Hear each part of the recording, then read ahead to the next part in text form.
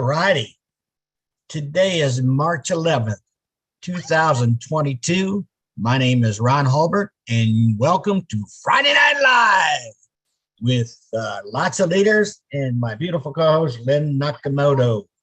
I'm from Orlando, and Lynn is from Florida, also in St. Pete, where she has the beautiful beach. And go ahead, Lynn. All right, welcome everybody. We want to let you know that Mr. Ash Mufareh will be attending at about 9 p.m., so in about half an hour. So we'll be able to have some lively discussion before he comes along. We're going to start with our 4 IT professionals. We have Collins Mana from UK, Vincent Ete, also from UK, Bob Takusi from United States, and Oliver Fonte from the United States. Now, all of them have decades of experience in the field, and they're here to talk about ONPASSIVE and IT security. So we're going to give them the floor at this time.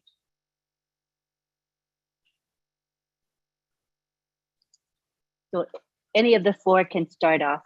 I was going to say, did they draw straws? All right, I'll take it. Hello, everybody. Good evening, fellow founders worldwide. My name is Bob Takusi. I'm speaking to you from Bel Air, Maryland, in the United States. It's a distinct honor and privilege for me to speak before you this evening. I want to thank you, Lynn and Ron and everyone for making this possible for all of us. I want to also thank my fellow OTech team members. We have my brother Collins. Collins and I are from the same town in Cameroon. We are both from Cameroon. He lives in England. I can't wait for us to transform our neighborhood where we come from, Collins, to raise the dreams of those who are there, as well as my brother Vincent. Collins has decades of experience in all areas of the industry. It's quality assurance, 15 plus years of experience. Vincent also has about 21 years experience in the industry. Started from the help desk. Anybody who has worked at the help desk as a support has my respect because they know everything, but he's a database administrator. He's going to be talking about database security. And of course, my brother Oliver. Oliver and I, we actually come in with about equal years of experience in the industry, 24 years. I'm an IT security analyst. So this topic tonight actually falls down our alley, security. Actually, if I were working on the same company with Oliver, I would be reporting to him. He's like a director at this position. So I'm a senior IT security analyst. So just wanted to get that out to you guys. So when we actually talk about IT security, it means cyber security or information assurance. Right now, ladies and gentlemen, we are at a point where we can hear the rumble of ONPASSIVE, or as Mr. Olson calls it, the internet quake, or the avalanche is beginning to crack. We can hear it. It's coming. That is why yesterday you see the disclaimer in the back of the office. It is because people are beginning to realize that ONPASSIVE is here. All of us, every single founder is now at the crosshairs. People are going to come after us. So security is not only behind the scenes in the systems, the infrastructure and everything. No, all of us, each and every founder bears responsibility of making sure they protect themselves as they access these systems. Because you see right away, before we even go public, before we even launch, a lot of people are already out there trying to come at us. As soon as ONPASSIVE launches, it is clear that we're going to dominate every area in the IT industry. And we're going to be at the process for bad guys. Every single bad guy is going to come after ONPASSIVE. Hence the security. So today makes it really appropriate for us to talk a little bit about security. Every company, every corporation worldwide, large, small, multinational, their number one priority is to protect their data. Remember, a couple of weeks ago or last month, Madi said something that I took with me as after that webinar. He said, your data is your money. And that's the truth. Every single company, their primary objective is to protect their data. We have something that they call CIA, the confidentiality, the integrity, and the availability of their data. That is the number one priority of every IT department in any company. They want to make sure that their system, their data is confidential, number one. So only those who have access, who can access that information, have the access to it. It is confidential. And not anybody can just come and get access to that information. Number two, the integrity is kept intact. So nobody can just come and change the data. Once the data is put in, it is kept in the state in which it is until it is accessed by the most appropriate individuals who have those access to. And then the third thing is the availability. It should be available anytime any user who has the privilege to access that data needs it. So how do companies protect their data? Every single company does what we call the apply security controls. Security controls. You put security controls in place to protect your data in various areas. Okay, and then you do security control assessments periodically to make sure these controls are operating as intended and they are producing the exact results that you hope they produce. So you do security control assessments, you do vulnerabilities management, you scan the system consistently. You scan it, you find flaws, you find weaknesses, you patch it, you fix it. And then you can also do penetration testing where you bring an outside firm or internally, they will try to break the system, consistently try to break the system, find flaws and fix it. And then you must always have an incident response. Those are the 4 areas where every single company lays their focus on. Assessment of your controls to make sure they're operating as intended. Vulnerability management, making sure you can find the flaws before the bad guys get to them. You find the flaws, you fix it, you patch it before they get to them. You pen test, you try to hack the system. You hire outside experts. There are people who are experts in breaking the system. You make sure they come in, or you have an in-house team. But we usually recommend for a large company like ONPASSIVE, we recommend they have an outside team to come in, hack it, try to hack it, and then give us a report so we see what they have. And then a state-of-the-art incident response team in place with a security operations center where you have all the specialists there ready to act as soon as there's any event, any incident, any breach. So with ONPASSIVE, we are going to look at ONPASSIVE as it is. Remember, guys, fellow founders, we are looking at it from the outside. We watch our founder, our CEO, the things that he says, we look at it, we listen to him, and then we can relate it to, our experience and knowledge of how things work. So our discussion tonight is just going to be about what we think, what we feel, and I think we are mostly correct. So we are going to look at ONPASSIVE from an application. When you look at ONPASSIVE, we look at it from an application security level, because ONPASSIVE, remember, ONPASSIVE is a software as a solution. It's an application, but it's just huge. It's massive. So we look at it from an application security perspective, and then we look at it from an infrastructure.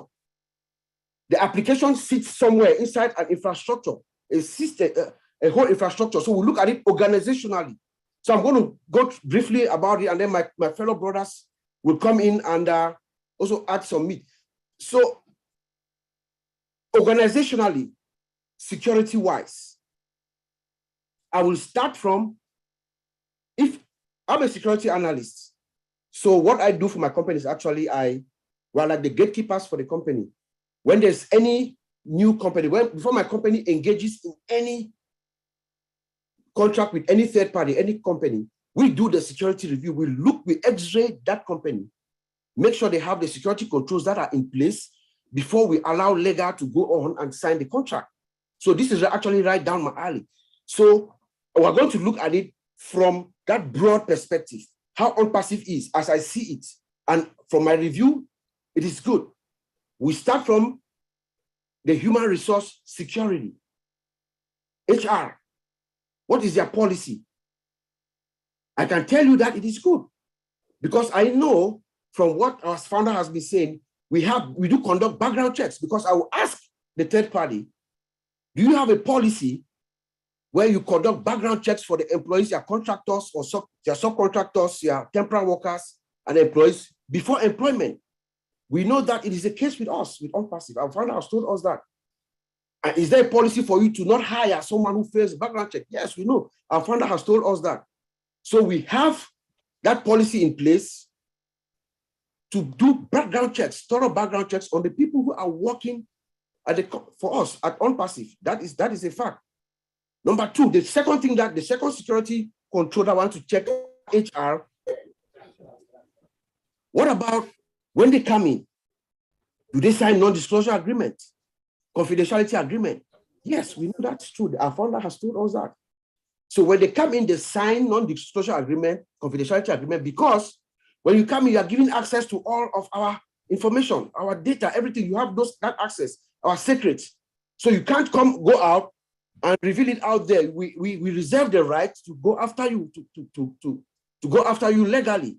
So we have that control in place in ONPASSIVE. I know that because our founder has said that a few times. How about training? Do you have a training policy in place?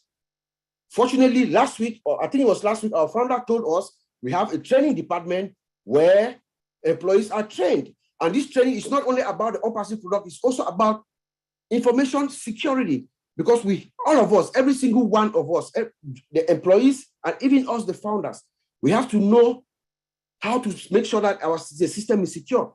There are attack vectors out there that we are taught. We have to teach the employees, the contractors, everyone, even us, the founders. You have malware, you have weak credentials, so you have to make sure you set your credentials, strong credentials. You have ransomware attacks, but the most common attack vector where people are attacked where systems are attacked is through phishing. Where, like your bank, for instance, you receive an email that looks like it's from your bank, or your password is locked because someone attempted to log into your account. So here, click this link and try to reset your password. That's what phishing looks like. So they teach you about all those things to be able to identify those kinds of tricks, because most hackers, that's how they come through to attack your system. So that's phishing. And then for the developers, our engineers, they also need to go through training periodically. There's something called OWASP Top 10 vulnerabilities. They are trained how to develop secure code. You look at this thing every year. There's a company called OWASP. They bring out the latest threats, the latest attack, the latest security flaws that most hackers use. They learn how to code around that to protect it. We have that. The next control that I would like to talk about is physical security. And I can tell you that our founder is already applying physical security. Why do I say so? Remember, we used to be in Bangalore. In Bangalore, if I'm correct, it was just 2 floors that we were renting.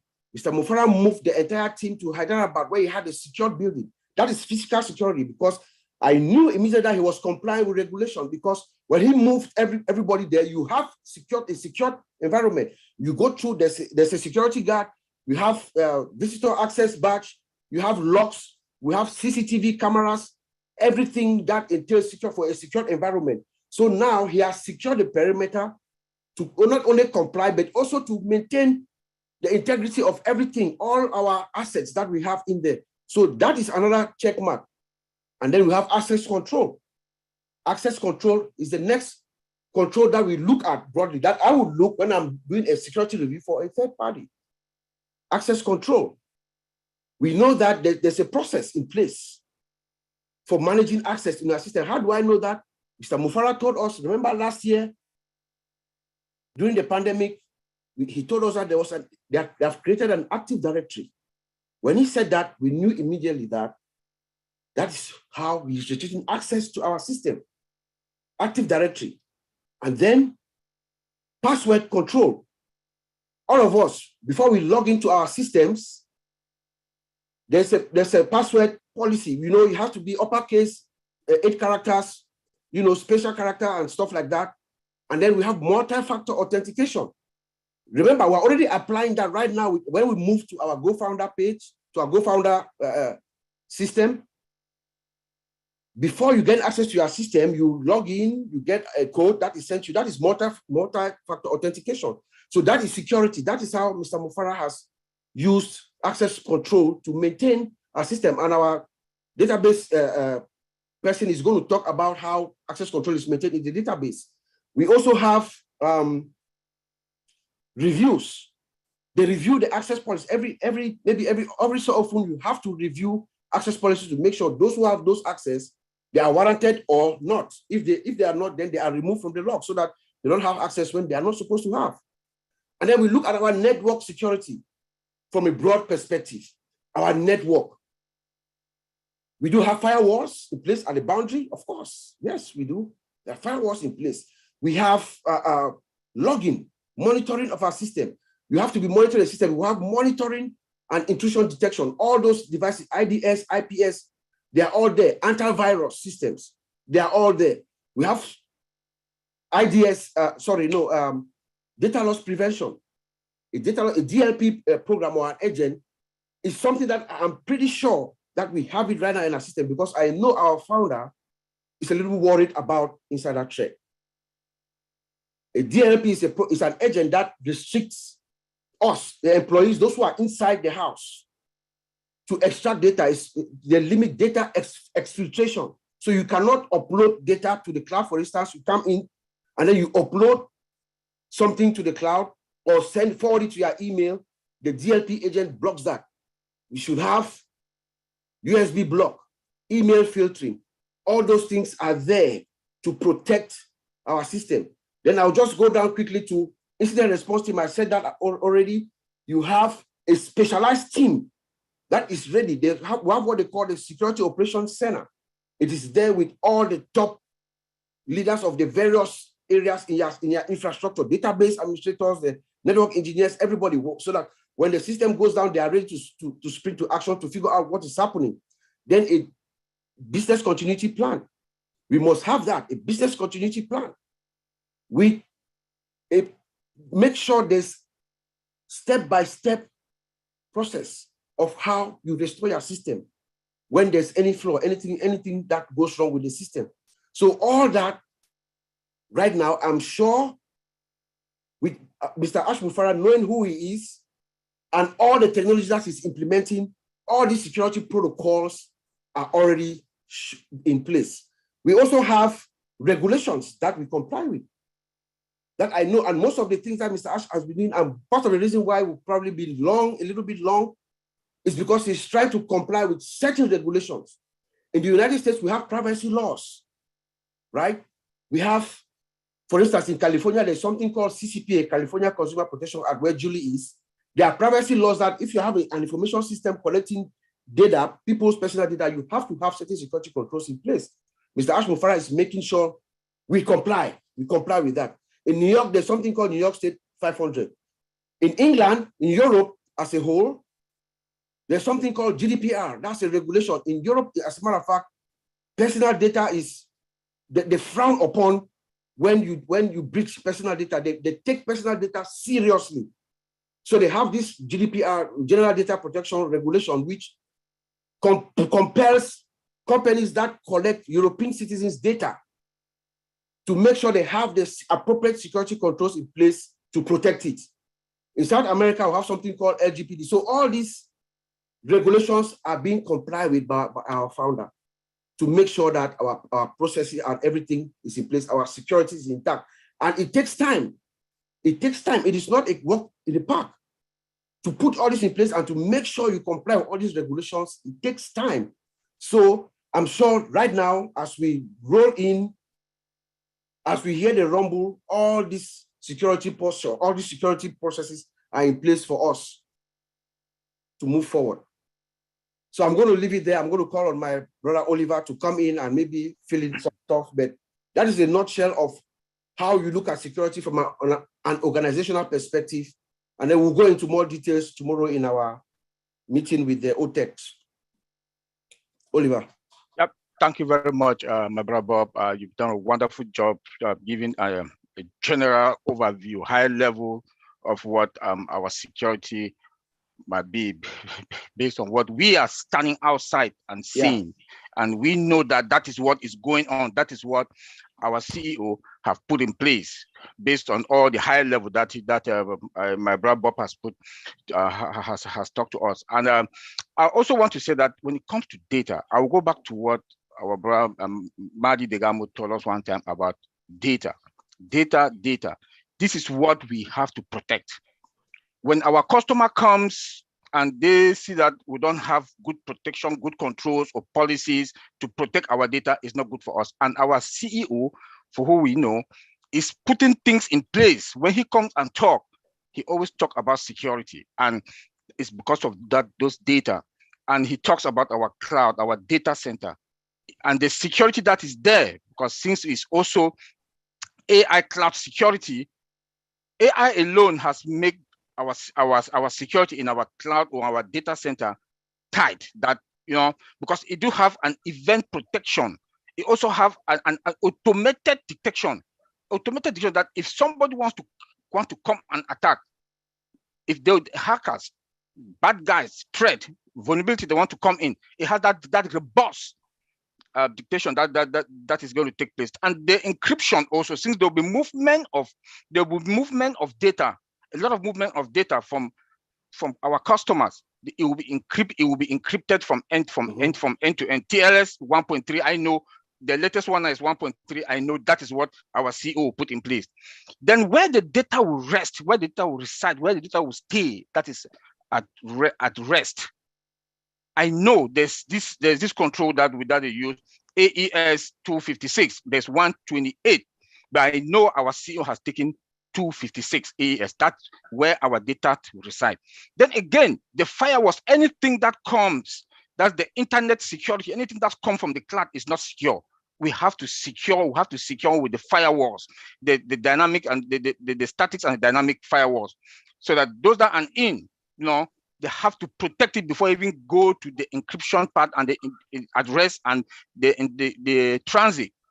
Also, we have to also make sure that our cloud security, which is to protect the SaaS, which is software as a service, platform as a service, infrastructure as a service, where our infrastructure is, we know that our cloud security, it has to be protected. And I know our CEO, he has put all those things in place to make sure that all those controls that are there are well secured and protected. Come now to the endpoint security. Endpoint security now comes with the cell phone, the laptop, our desktop, our mobile devices. We will not protect the one that comes to your laptop or that is in your cell phone, but from our end, from our data center, is going to be protected. Is going to be protected. So when it comes to your cell phone now, it's a personal issue, except that our employees in Hyderabad, they are going to have those endpoints security, because they do have our company laptop, so it's also secured. And also, since we have the Active Directory that is there also, it is going to be secured and make sure that everything there is well also secured. Let's talk at real-time monitoring. I know our CEO has put something in place for the real-time monitoring, that in case the bad guys, they want to come in case the hackers, they want to come in case there's a breach, they will not, because our AI also has that robust, has that dictative, automated dictation, that they can foresee future attack, and they'll prevent it from coming into our system. That is why ONPASSIVE is going to be one of its kind, because our system and our technology is so sophisticated that only our cables that go into our servers, like the CEO told us one time, you know, that is fiber optic cables. Now we also have IP V6 that it also comes with its own security. When you look at our emails, go to our omail.ai that we are testing now. It is at our access for us to test. When you go and look at it, go to Yahoo, look at Yahoo, or go to Gmail. They have spams, they have junk. Come to our omail.ai. there's nothing that like spams mail or junk mail, because we have that is spams free.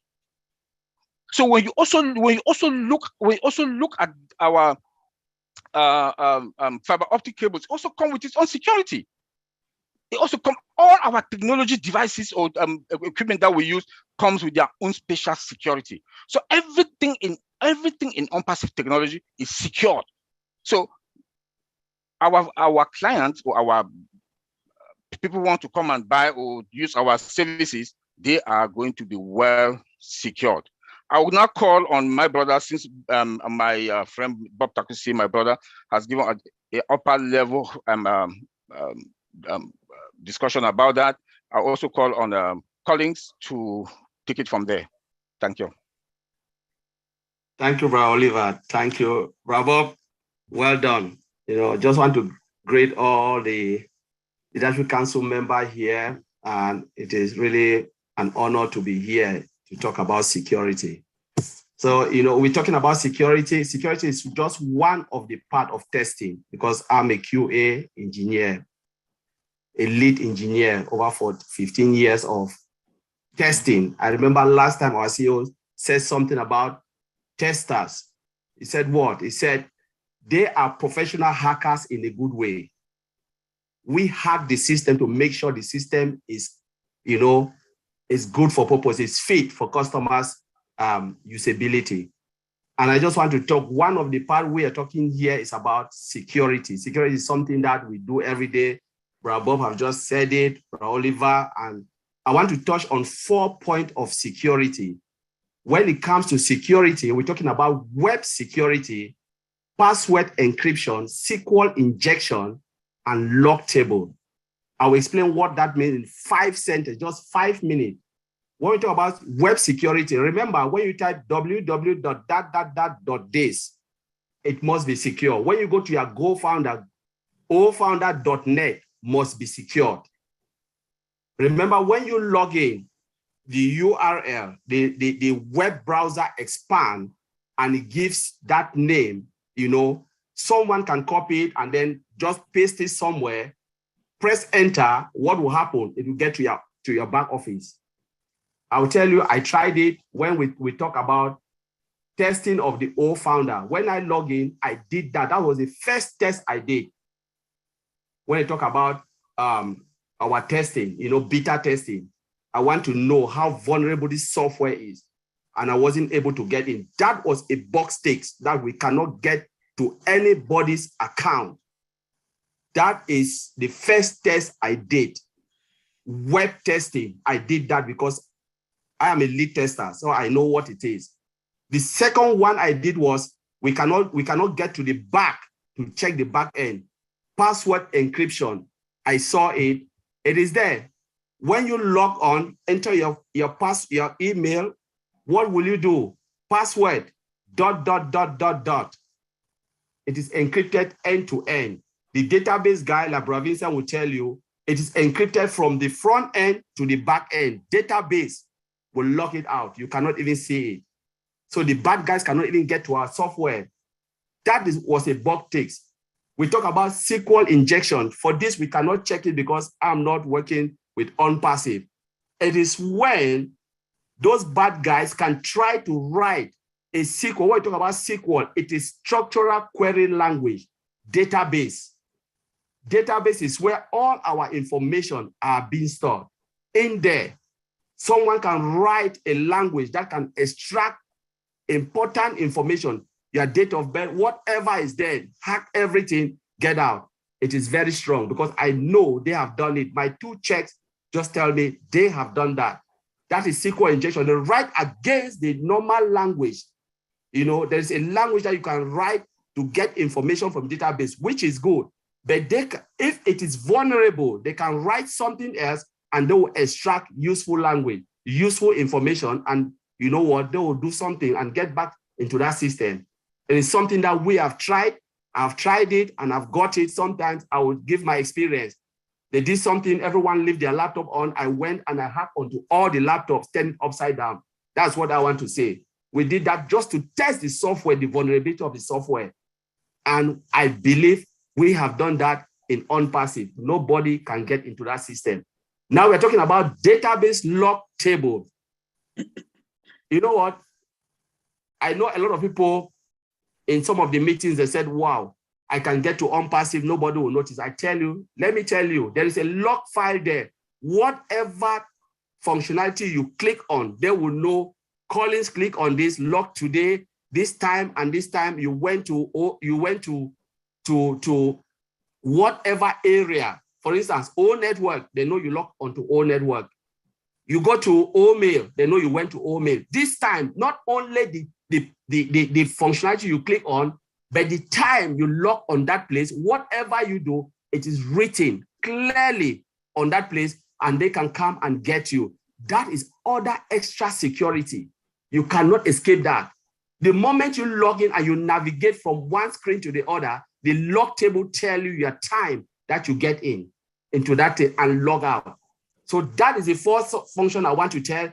Nobody can escape this, and ONPASSIVE have done it all. And we just have to be, know that our data is very, very secure. And I will throw this to Brother Vincent because he's a database administrator and he knows all of these things, what I'm talking about.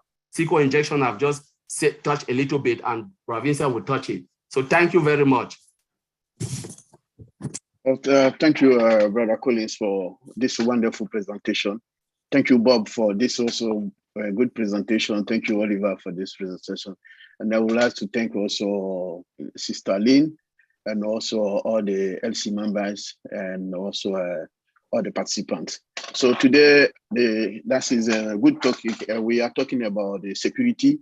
And the security today I'm going to talk is only one little part of the security. And that little part of the security will be involved in the security of the database, because in our house, we have a database. So we'll talk about briefly what is database security, what is a database security strategy, and then look into the identity and the access, look into the encryption system, and then the audit, SQL audit. So no talking too much, and then just try to break it down so that most people here, not coming from IT background, they can get exactly what I'm trying to say. So the database security, the security involved protecting the database management systems such like Oracle, SQL, or even MySQL from unauthorized users or maybe malicious attackers. So cyber security. So this is what is the security about the database. So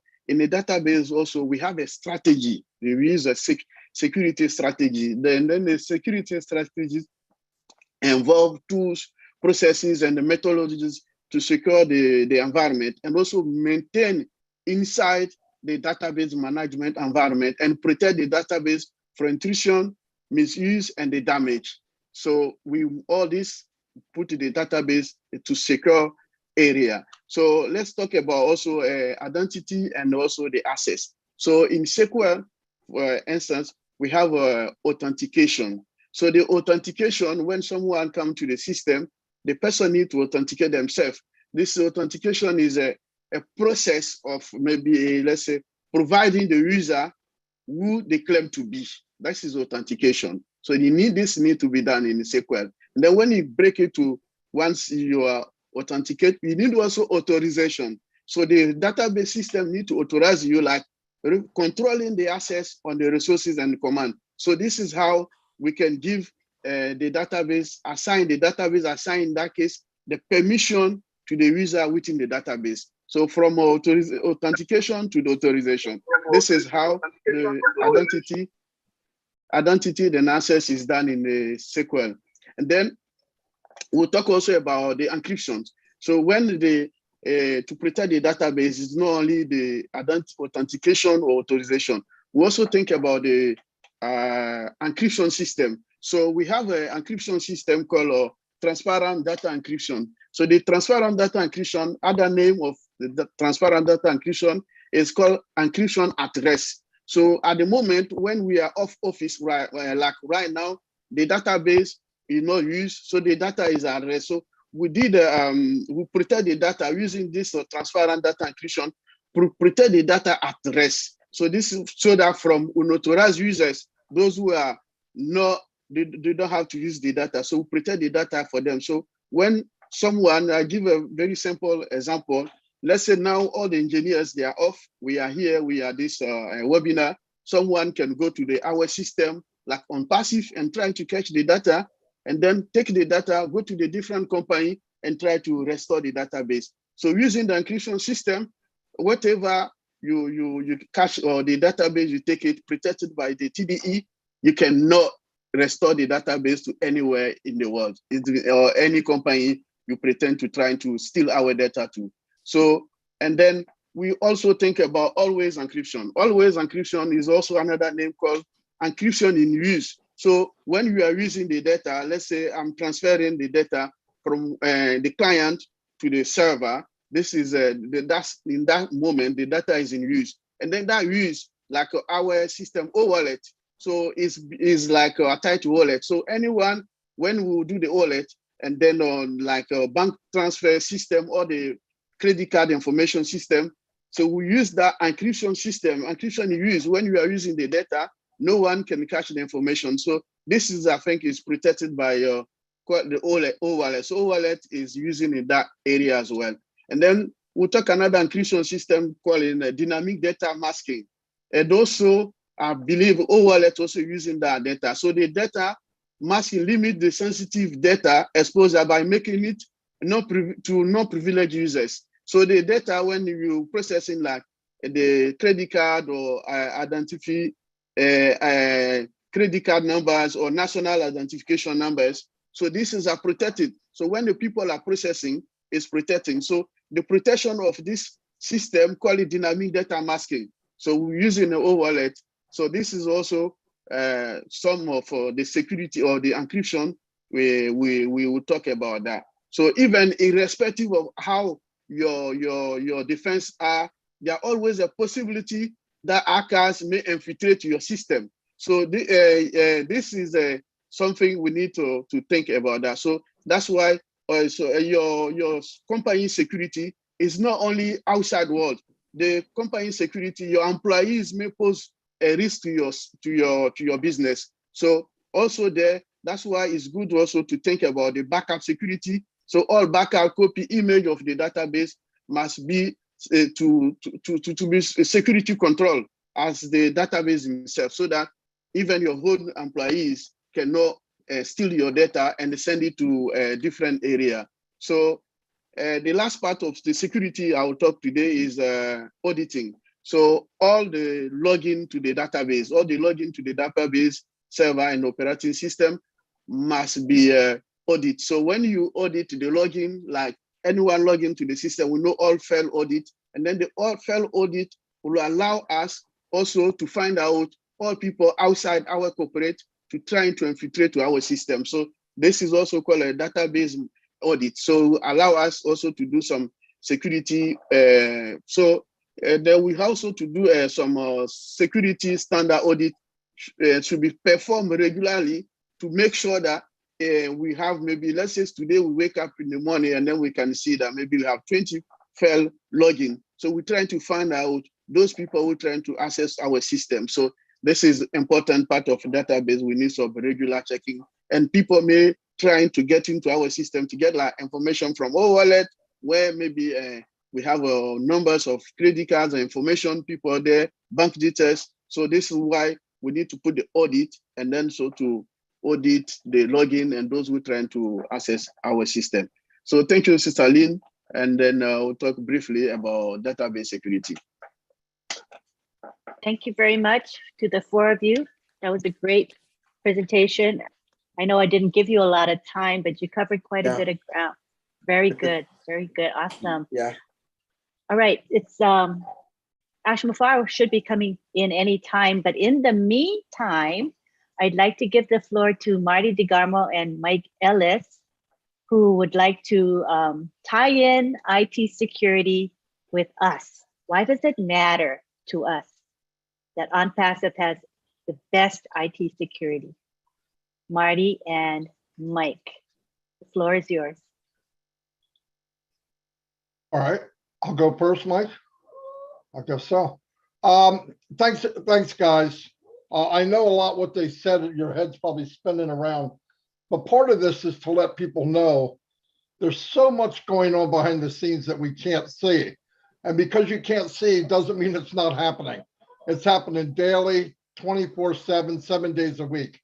And when it happens, it's constantly redoing it, making it better, testing, making it better, testing, making it better. Because once again, data is money. For us, you want as much security as you can. I've had somebody say to me, oh, the OTP, I got to go get it. It takes time. But listen, right now, it seems like a hassle. But let me tell you, when you have money in your wallet, you're going to want as much security as you can get. And that security means going to get an OTP. Listen, I'll take a canoe to go get it, okay? Because in the long run, it's about protecting you and your money. And the same goes all the way through the whole process. The whole process has a protection plan that's built in so that when they're moving things back and forth, it's protected. When we get it, it's protected. Because remember, money in the beginning is data. It's numbers moving. It's not what we see as far as a dollar bill or a yen or whatever. It's numbers moving back and forth. And it's very important that that data that's moving is correct. So keep in mind, when you think it's a hassle, trust me, I want as much security as I can get. If I have to even turn dials and pull levers, I would do that before I would get an opportunity to somebody to hack. But the security, like these gentlemen said, they don't know a lot of the back office because they're not there. They're going by what they know, their experience.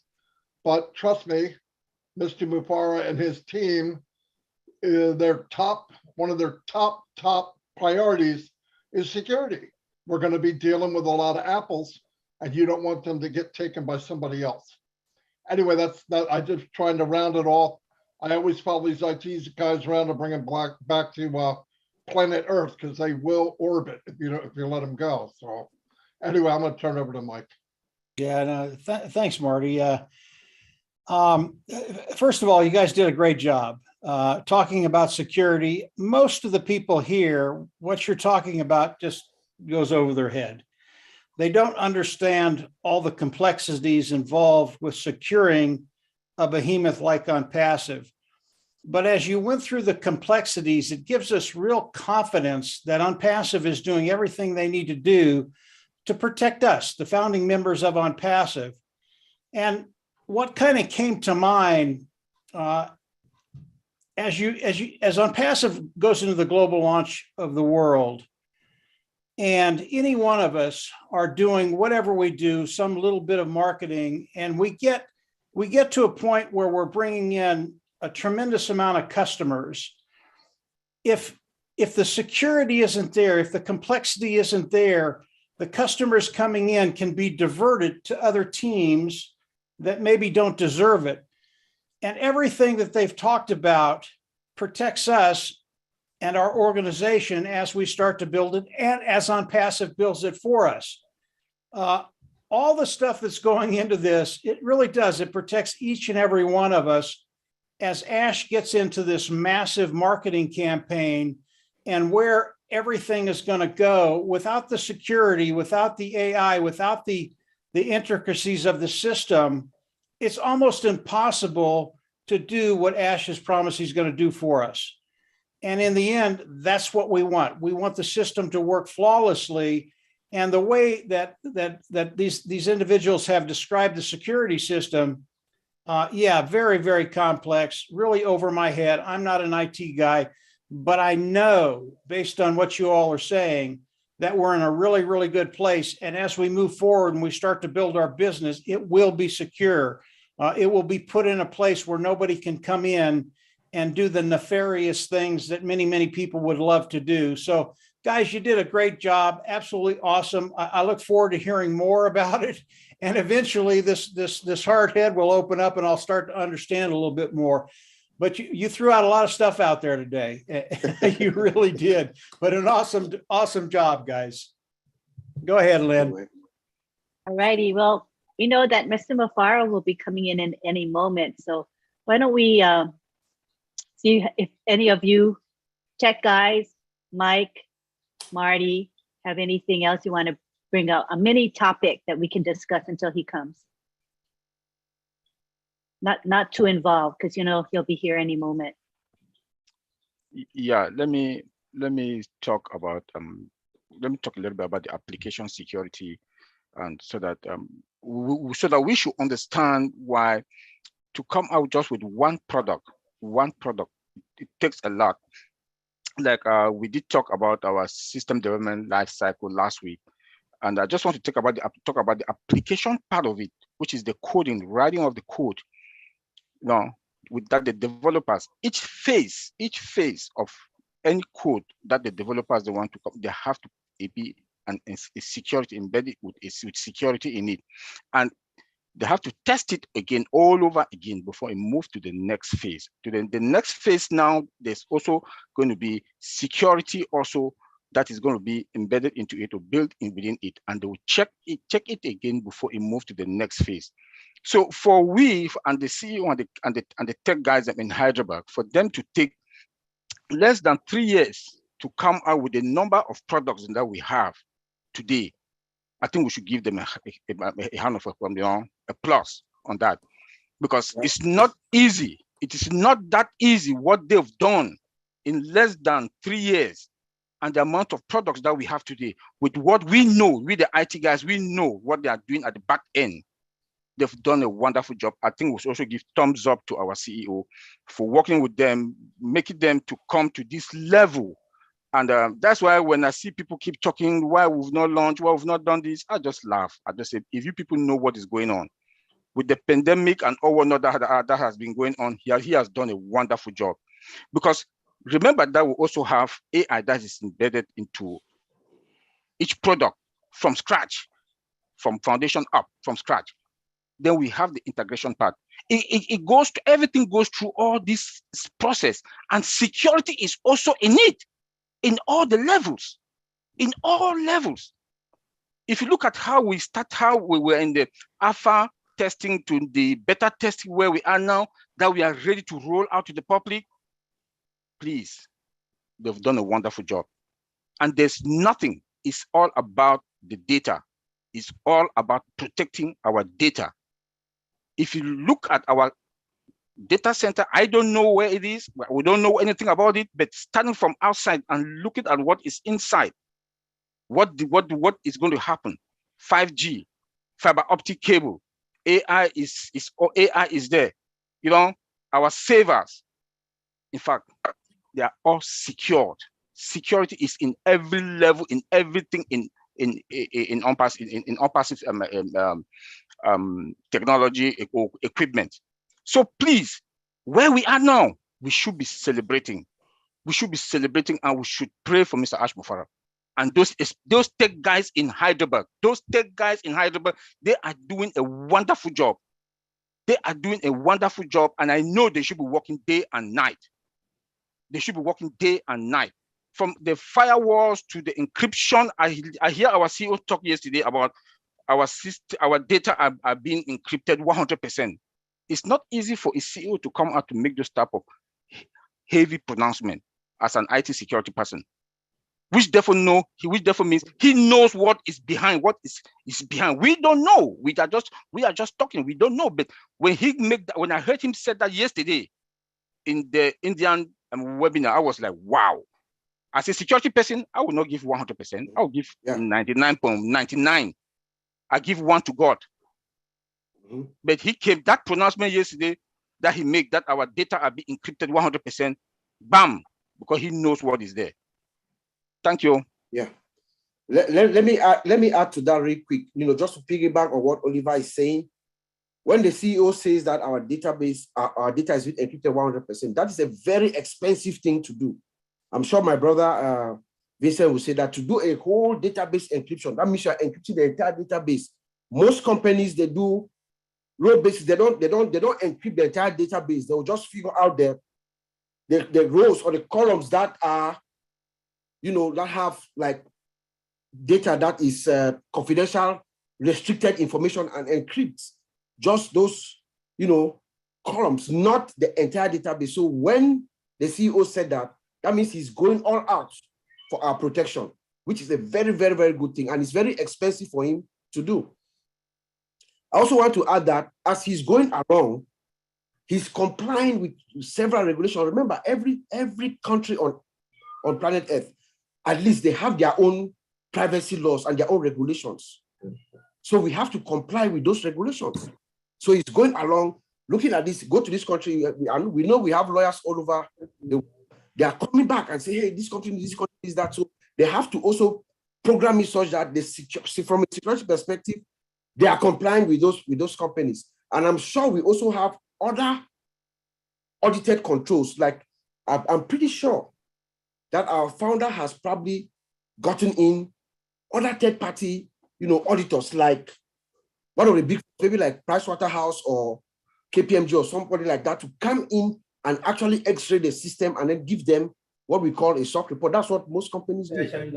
They'll call an outside party to come in, do an audit of the system, of their security posture, and then they'll give you an attestation that they've looked at their security posture and this is it.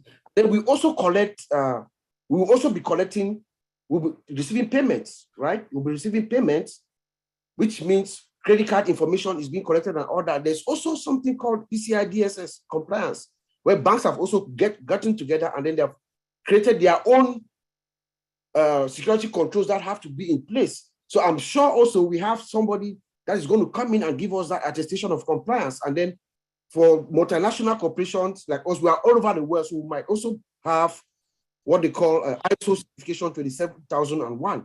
That covers us around the world, and that takes time and money to do. So I just wanted to applaud our CEO. I know he's getting us to the right direction, doing the right things.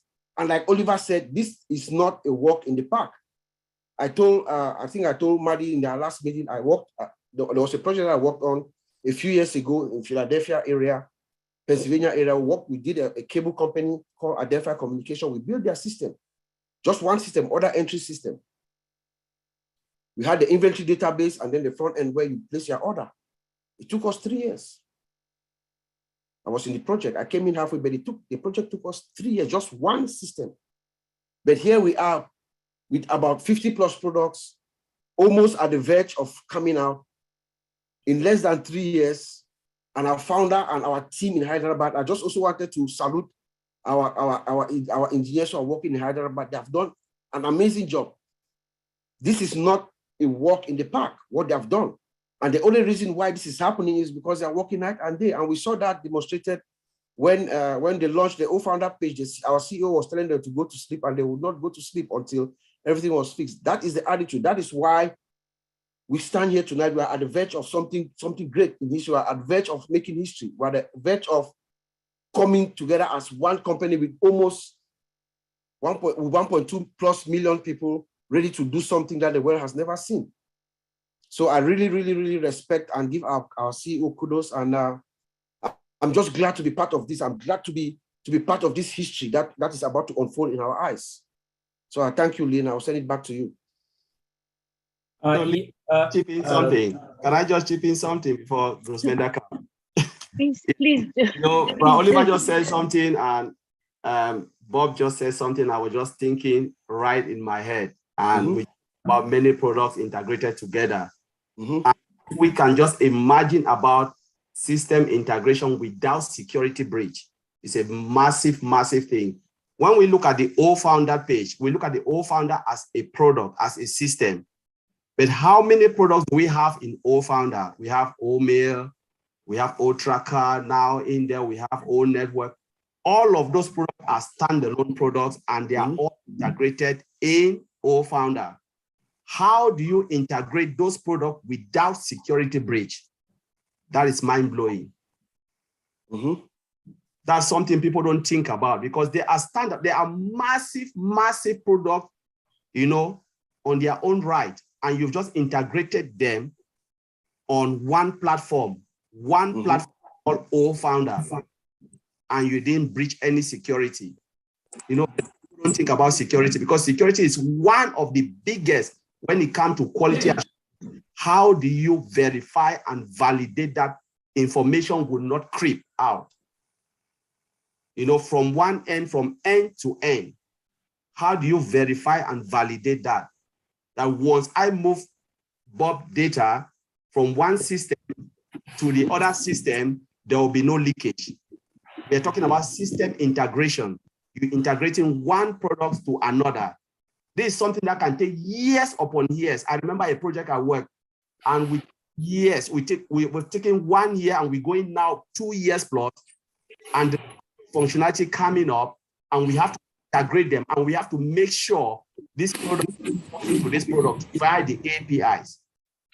How do you do that without leaking information? Because this data has information and the other has information, and you need to make them to talk together, recognize each other. It is massive. And when we want to look at what those guys are doing in Hyderabad, we just have to applaud them, because it's a day job. It's not just, like Bravo says, it's not a walk in the park.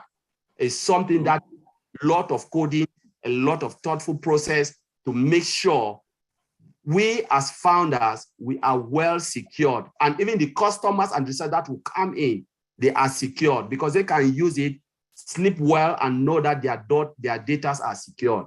That's what I just wanted to add. Thank you. Yeah. Go ahead, Bob. Yeah, he was talking about the integration. Just that integration hub by itself is a special case. It's another something else that I'm actually in wonderment how they are doing it as we move along.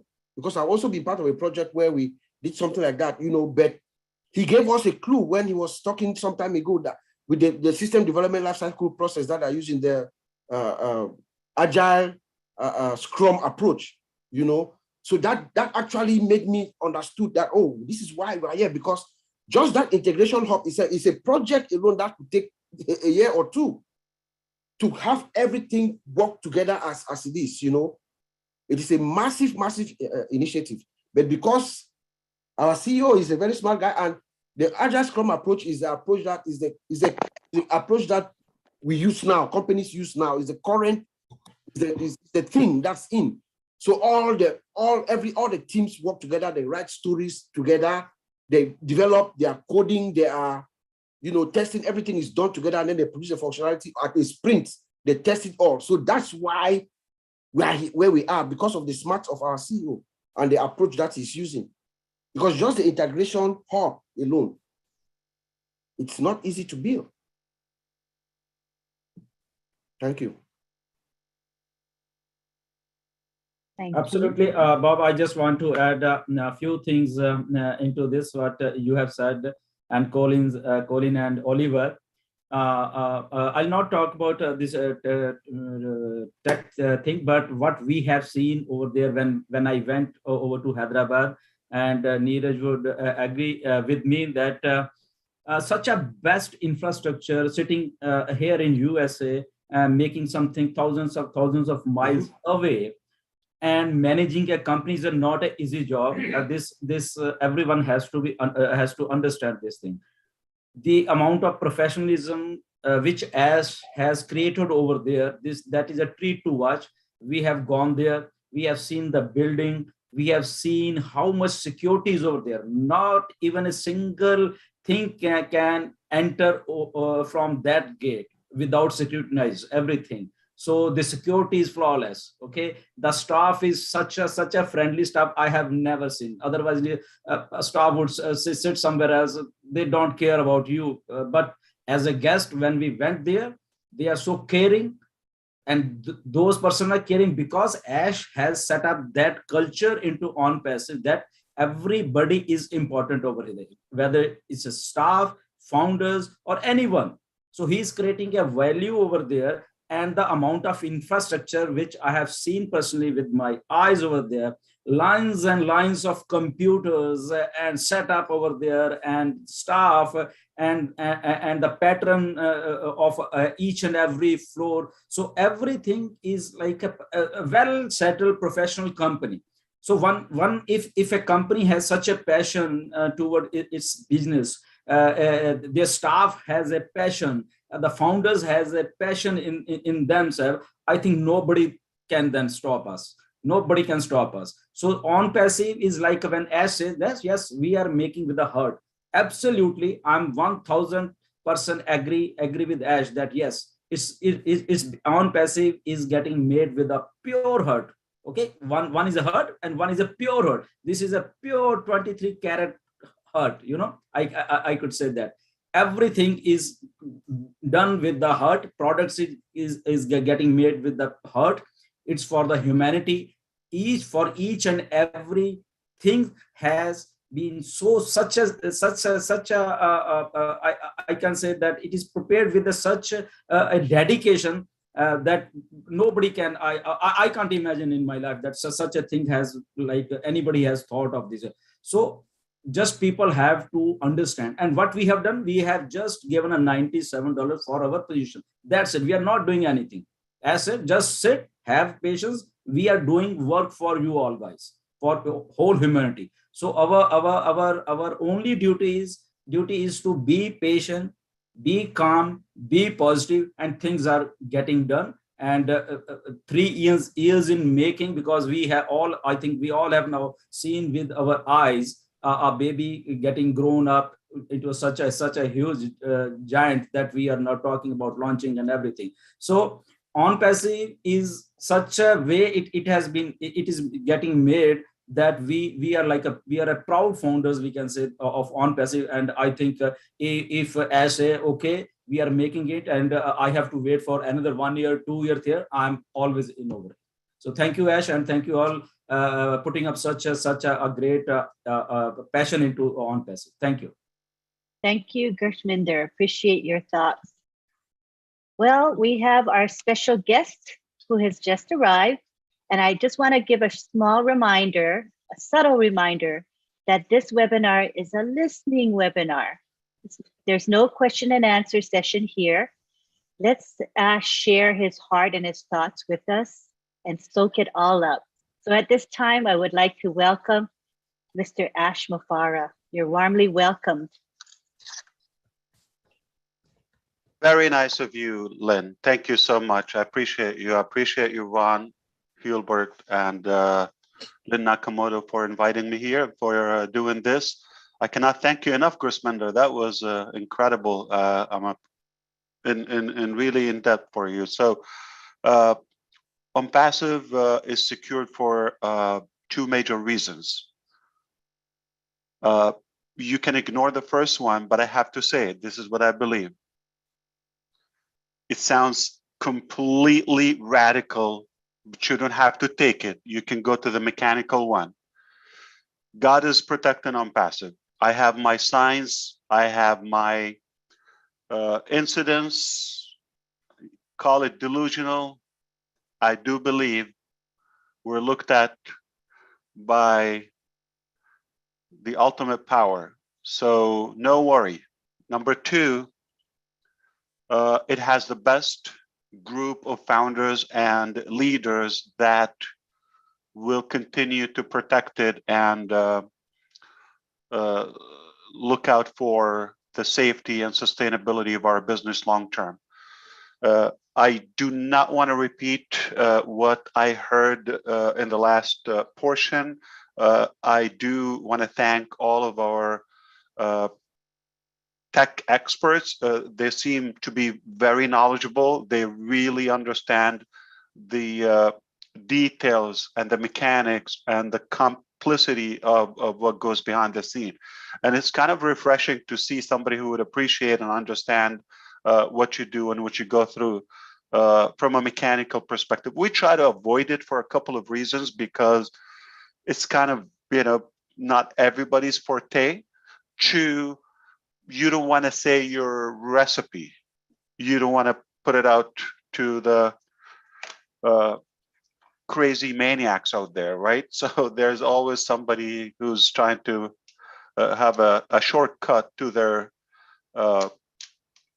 fame, in a way. So we keep it down, but we do take our security incredibly serious. No joke. We do assume that the sky is going to fall. We expect the worst, but we hope for the best. But after we do our due diligence, we do the mechanical measures, and it's not one thing. There's so many elements just for that security part. Creating the products, envisioning the products, designing the products, developing the features and technology is one thing. Logistics is one thing. Recruiting people and attracting some specific high level of skill and talent, pulling them out from maybe competitors or big brands. It's a big thing, and it takes time and a lot of patience. What we do in ONPASSIVE, without the mechanics or the details, if you don't understand anything that I will say, you're just not missing anything. You don't have to know it. But for those who know it, just to know, or at least if you understand the list that we go through, it will give you the perspective. We do our best to our ability, and the best of our ability, to protect our business, your privacy, your data, essentially your money. All right, all in all. So security is our existence, is our life threshold in a way. If we have some loopholes, or if we have some weak areas, we will be taken away. People can hack and hijack your data. There's identity theft, there is spam, there is breach, there is this, there is that. Okay, defamation is another form of this dilemma.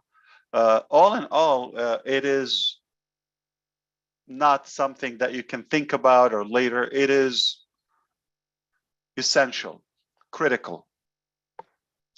We do have,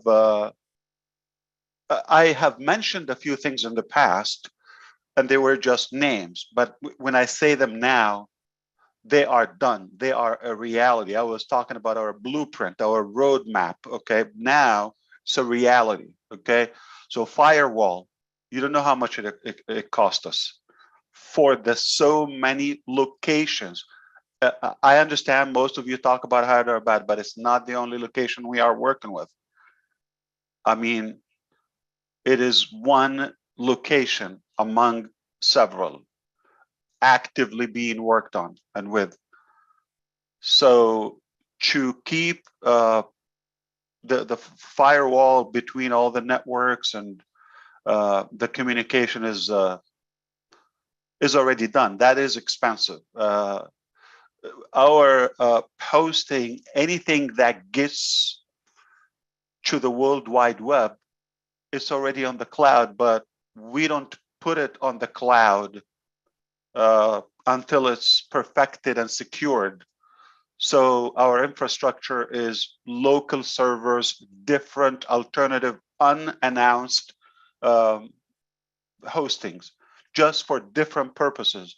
So you might find one product is hosted in a different region on a different provider. Some are local, some are dedicated, some. So we have a variety, a complex combination that even if somebody works with us on the topic, they need guidance to be able to untangle it. It's really meshed up together, complicated, not to say somebody to figure it out like, an outsider. Even someone with us, it takes time for them to wrap their head about what we're doing. And that's a good thing, because, by the time we sense thing or anything, we will have already closed that hole, or which is now not happening. It used to happen more frequent. We don't have to announce it. Okay, the good news is we really didn't ask for anything major from our founders. If you think about it, just email and any name that you use is nothing. Phone number was not verified. mailing address, no credit card stored, none of that. All right. So there's nothing to worry about that we store until now, but moving forward. So after now we secure, now we can add data. All right. So we have anti-fraud, anti-spam policies and tools that we use. It's not easy. Okay. Even the payments, that's something we never talked about. Many payments are put on hold until we look at the AI data that is provided, such as there's so many bounces or bounce payments from this IP address.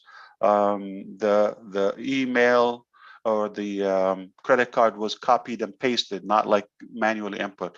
It has purchased many things, high level of rejection, so you get a lot of parameters and indications on that. And we review them manually. We screen those and we decide, do we accept it or reject it?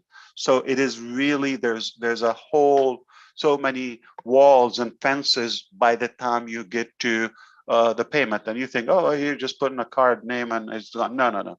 There's so much data is collected, because especially with the money. Now, why it is important now at the moment, if somebody's payment bounces, we can just easily terminate them permanently as a founder. But it's important to build the right structure. When we move ahead, we are in control, not at the mercy of somebody's integrity. All right, there's no assumption. It just, we have to do the right steps. We have a zero bounce system that we created, in-house a while ago, been a couple of years already, which every email address is added to us. Like, that's why sometimes you see some emails, they don't go through and all of that, because they're either blacklisted or grade listed on some spam agencies. They don't have the best reputation. I don't know personally any other company would do this. I do assume some probably would do it for different reasons, background check or something, so they would care about the authenticity of the email address. We do verify email addresses. Okay. Speaking of background check, no one gets into ONPASSIVE unless we go 3 layers of background check now. Because listen, security from outsiders is one thing, but from the inside is where the pain comes from, whether founders or staff or, so inside job is a bigger risk than the outsiders. So that's why it's important who is in our team. And also we make sure everything is restricted. They cannot use, because we have AD. Remember I said a while ago, months ago, I said we're going to build an active directory. Okay, that was like when we had the shutdown in India last May, when we had the Delta variant. It was really devastating. So we decided to build an active directory, AD infrastructure, which we control. So everybody can pick up their machine, device, whether it's a laptop, desktop, anything they have. Some have cell phones, but we remotely control them. Security, we block certain websites, email, like they cannot log in their regular Gmail from that device. We own the device. We provided it to the staff. They cannot log into that, to Gmail from that. They cannot go to Facebook. They cannot. There are some exceptions and permissions. Somebody's working on digital marketing or this. Yeah, we give them to access, let's say the YouTube channel, but certain people, but the vast majority, there's no Facebook, there's no other websites are allowed. You just go to where you need to, permission-based, and they can't, go just to the World Wide Web and download things and, then somebody get into that machine. And those machines are secured, and there's a lot of softwares on them. So many softwares. So yeah, inside is more important than outside. So we do have that zero bounce structure. I like it, how it's instant, but millions of processes and activities happen in a blink just to validate an email address. And that's a costly process, but we choose because we just want to make sure we're dealing with real people. All right. Many times, people will register with an email address, they can make a mistake and all of that. It just doesn't go through. So, of course, you're going to have on a million, you're going to have one or two that there's always a slight frame of error, in anything that we do or in business in general.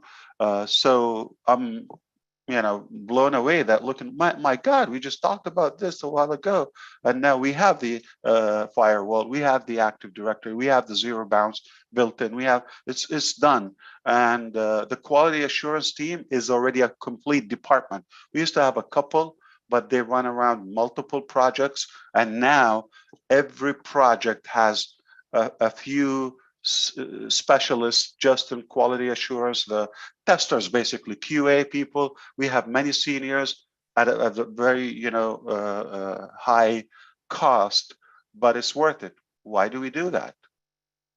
We have so many testers, like in everything we build. Okay, it doesn't go anywhere before it's tested and constantly tested, and they catch many things, by the way. We're proud of them. One of the other ladies just won, like on Women International Day the other day, International Women Day was the 8th of March. And one of the ladies is a quality assurance. She caught a few things. We decided to give her an iPhone. You could see the pictures, I'm sure probably would be posted. We also have so the in-house testing, with alpha testing, engineer testing, all of that. But at the same time, we have the beta testing done by actual users. So we're not going to the, we're not going commercially until all the levels and layers of testing are done. It is zero error tolerance, or say security, compromising. There's no way we would say, okay, we'll start. Like the attitude of ONPASSIVE, we don't start and see what happens and we'll fix it later and all. No. There's no sweeping under the rug. It just, trust me, okay? We don't put our name on something shady or not solid.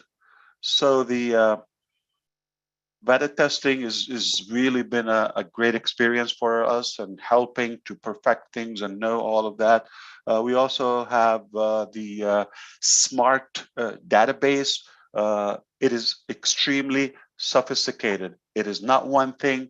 There's so many types of database we use. If you think, I'm just going to say MongoDB, it's there. If you're thinking Oracle, it's there. If you're thinking MySQL, it's there. If you're thinking NoSQL, it is there. I mean, there's not unturned stone. But to get them to work on different areas together, that is just not a choice of a traditional company. Okay, most companies will say, well, we just need one. What's the easiest, the fastest, the easiest or the cheapest payroll on that talent? Some of them are very expensive, but that is not how we look at things. We look at what is the ultimate value? What is the maximum level of security we can provide? We have, the infrastructure of our database, which is, I said, even for founders and the revamp of that, it is perfectly fine now. As you see, it's not blinking, right? It's been a while from 2021. And zero downtime, I'm sorry, like almost 100% uptime. Like if you're talking about 4 months almost, it did not go down for a blink. All right, that's good. And some days we have a good surge on the traffic. Okay, when we do some testing. And remember, there's so many products are being hosted now. So yeah. just the multi-regions aspect, that again, the database and the multi-region that has been done. It was supposed to go live on the 10th yesterday.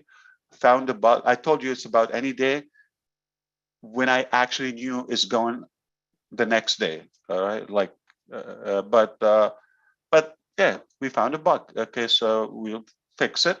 We know what it is. We'll fix it, whatever it takes, a day, 3 hours, 3 days, and then we'll go live. So just about any day. So that is going to really be the ultimate database infrastructure. The database architect that we have, it is not one of the top, it is the top, the most recent, the most advanced technologies when it comes to database architecture. And that is not an easy mission. All right, engineers, you know what I'm talking about, okay? That is not an easy mission, and it doesn't take 1 or 2 experts to do that. It takes a village to get this right. And thankfully, that's where we are. So the privacy security also is a big deal that is covered. And that's one of the core foundations of ONPASSIVE, to make sure there's personal privacy, data privacy, all levels of protection. Every single corner page and all we have is SSL, security socket layer. That is a license. We get it, meaning you're certified to, your domain name begins with an S after the HTTP. There's also an S. So that means it's secure. Look at any website we have. You're going to have that to find that S, whether it's ONPASSIVE, whether it's OFounders. That means it's already validated. Okay. So the encryption, we work very hard to make sure, even if one of our staff, not that we doubt anyone, but if somebody one time change, or under any circumstances, or somebody get a hold of them, or under pressure and under any reason, they want to give out some data or get a hold or import, export, so to do that, they cannot. Why? Encrypted. They'll get a bunch of code. So even if I wanted to go to one of the engineers' accounts, whether it's Bob or Oliver or these incredible gentlemen, I wouldn't be able to do that. I would not be able to get into your account. I'm talking about all founders. Needless to say, to go to your wallet, I will not be able to do that. By choice, by design. Okay, I know me now. I don't know me after a year or 2 or 5, and that applies to every one of us. So I'm not making a suspicious, judgment on anyone of our staff anywhere. This is a real life. Okay, so, and we take our security extremely serious. So the multiple authentication layers. There's some things like, for example, we use AWS, right? No secret. For us, anybody to log into the root, it goes to at least 4 countries, 4 different people, 4 different countries. There's a phone involved. There's multiple emails involved. There's some security, whether it's CAPTCHA, whether it's a code or something. It is painful for us when we want to get in. I sometimes need to get in. It is painful. I have to wait for a few people. We coordinate, we'll go now, do it. All in the line, and we go to get it, just to get in. And just once the session expired, that's it. We cannot, if after 5 minutes, oh, I forgot something, I need to get back in. Hello, wake up, it's 2 a.m., I understand, but we need to get in for like 1 minute. So it is painful, but is it worth it? Is it the right thing to do? Absolutely. So multiple authentication. I mean, even look at OFounders. You have to go and get an OTP from your back office, from the email, which still doesn't have, the severity of what's coming and the importance of what's coming. I'm not saying it's not important, but not at the. It's going to get more valuable as we go. So the AI latency, and this is pure mechanical, but it is beyond human calculation to be able to trace our data. Okay. The most advanced framework. So how you develop also the technology, is it something outdated? Is it something cheap just to get things done, and it can be penetrated somehow? No, we go to the highest, and it happened several times that we're working on a version of edition of Java, or one of the frameworks that we use is basically the programming language, and they come up with a new addition or an upgrade, and we go back and redo things. Is that fun? Okay, yeah, it is fun. Not for the team, but the good news, you don't have to go through that. And if I am talking Greek to you right now, you don't feel bad, okay? It is normal. I'm just, somehow responsible to give you the official formal preview or view on the security topic, on top of, and it's a confirmation to what has been discussed. I didn't hear everything, but I'm really happy, and it is refreshing to see that in our family we have those intelligent minds that understand the complexity of the topic. Not that we want to get a tap, on the shoulder or something, but so we can be practical, so we can understand the scope of what we're doing. It's not easy, not quick, but we are doing it at the highest levels. So the framework is really a big deal, because sometimes it's a challenge to find people, whether in Angular or Spring Boot, or any framework that is rare. So it's a highly paid package. I often tell our staff, when we're onboarding somebody, you have work until you die, because they just have a good skill. Yeah, there's a high demand on those talents, and they got nothing to worry about. They just keep on getting raises and appraisals on their salary. And they are super qualified people, by the way, in many areas. Like, we didn't have this 3 years ago, but fortunately we have grown to a level where we have become a good attraction. Why they prefer to come to work with ONPASSIVE, I understand the gadgets and the details of what we do is tempting and appealing, but at the same time, they also prefer to work on something rather challenging or exciting, not just sit here and debug. Okay, technically you're not doing anything, just just watching, and just dusting off the desk. But it's important, to keep their talent polished and updated constantly. It's a big deal, because you don't want to start a career in programming or database or any of these skills, and then 20 years later you just have the same thing. This is a high pace, fast pace environment. Its IT sector is just overwhelmingly fast. It's one of the fastest growing things. It's not the same. It's not what you've done in the 60s can apply today. This is day to day progress. And for that, they have to keep up their knowledge renewed and refreshed all the time. Yesterday, we had our IT network team. They had to get on a very advanced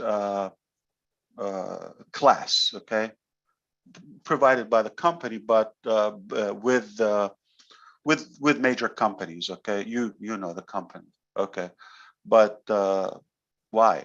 Because they have to be up to speed. They have to be with the latest technologies. So we are investing, in good talents, not just to fill in the blank. It takes also time and effort to get where we are. That now we are the hunted, and people really appreciate in this sector that there's a new model. There's a different approach. We're a part of something. I'm not just going to work, let's say, in Twitter as a company, and day one you're just going to get it like, this is what we do, 240 characters or whatever, 280 now, and that's it. It's the same thing for how many years? There's nothing exciting. But come to ONPASSIVE, every day there's a new product, and every product is like multiple features, and on and on and on and on. So it is good for those who like a dynamic, challenging career that will keep them revamped. Okay, so we take our security real seriously, as you see that. Okay,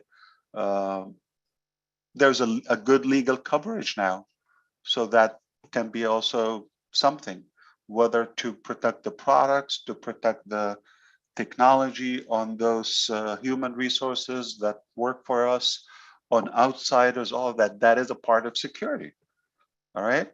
So we can go after any violation. So the redundancy of what we do, which is multiple regions, and you can cut in between and no dependency. So in other words, there's a good integration. It's hard to get, okay? And I want it to be that way. I didn't think we will get it this way, but I'm thankful it turned out this way. They're all ONPASSIVE, different countries, different regions, different offices, but and the work is integrated, but there's no dependency. If something happened in one country, one section, not going to affect the other one, all right? Purposely. And there is no data exposure between the two. So if one wants to compete, or for any reason, it's just in a beautiful harmony, but mostly very secure, and it does make sense. Like it's so good when you build something so secure that, ouch, it's like painful for me to get in my property. That's a good sign. You understand? Okay. So for example, have you worked in an office or property where it's like there's so many access codes, smart cards, and sometimes biometric, whatever it is, up, down, elevators, things like that, and you have to go through, like, let's say, a checkpoint or the security frame and all. Think of that.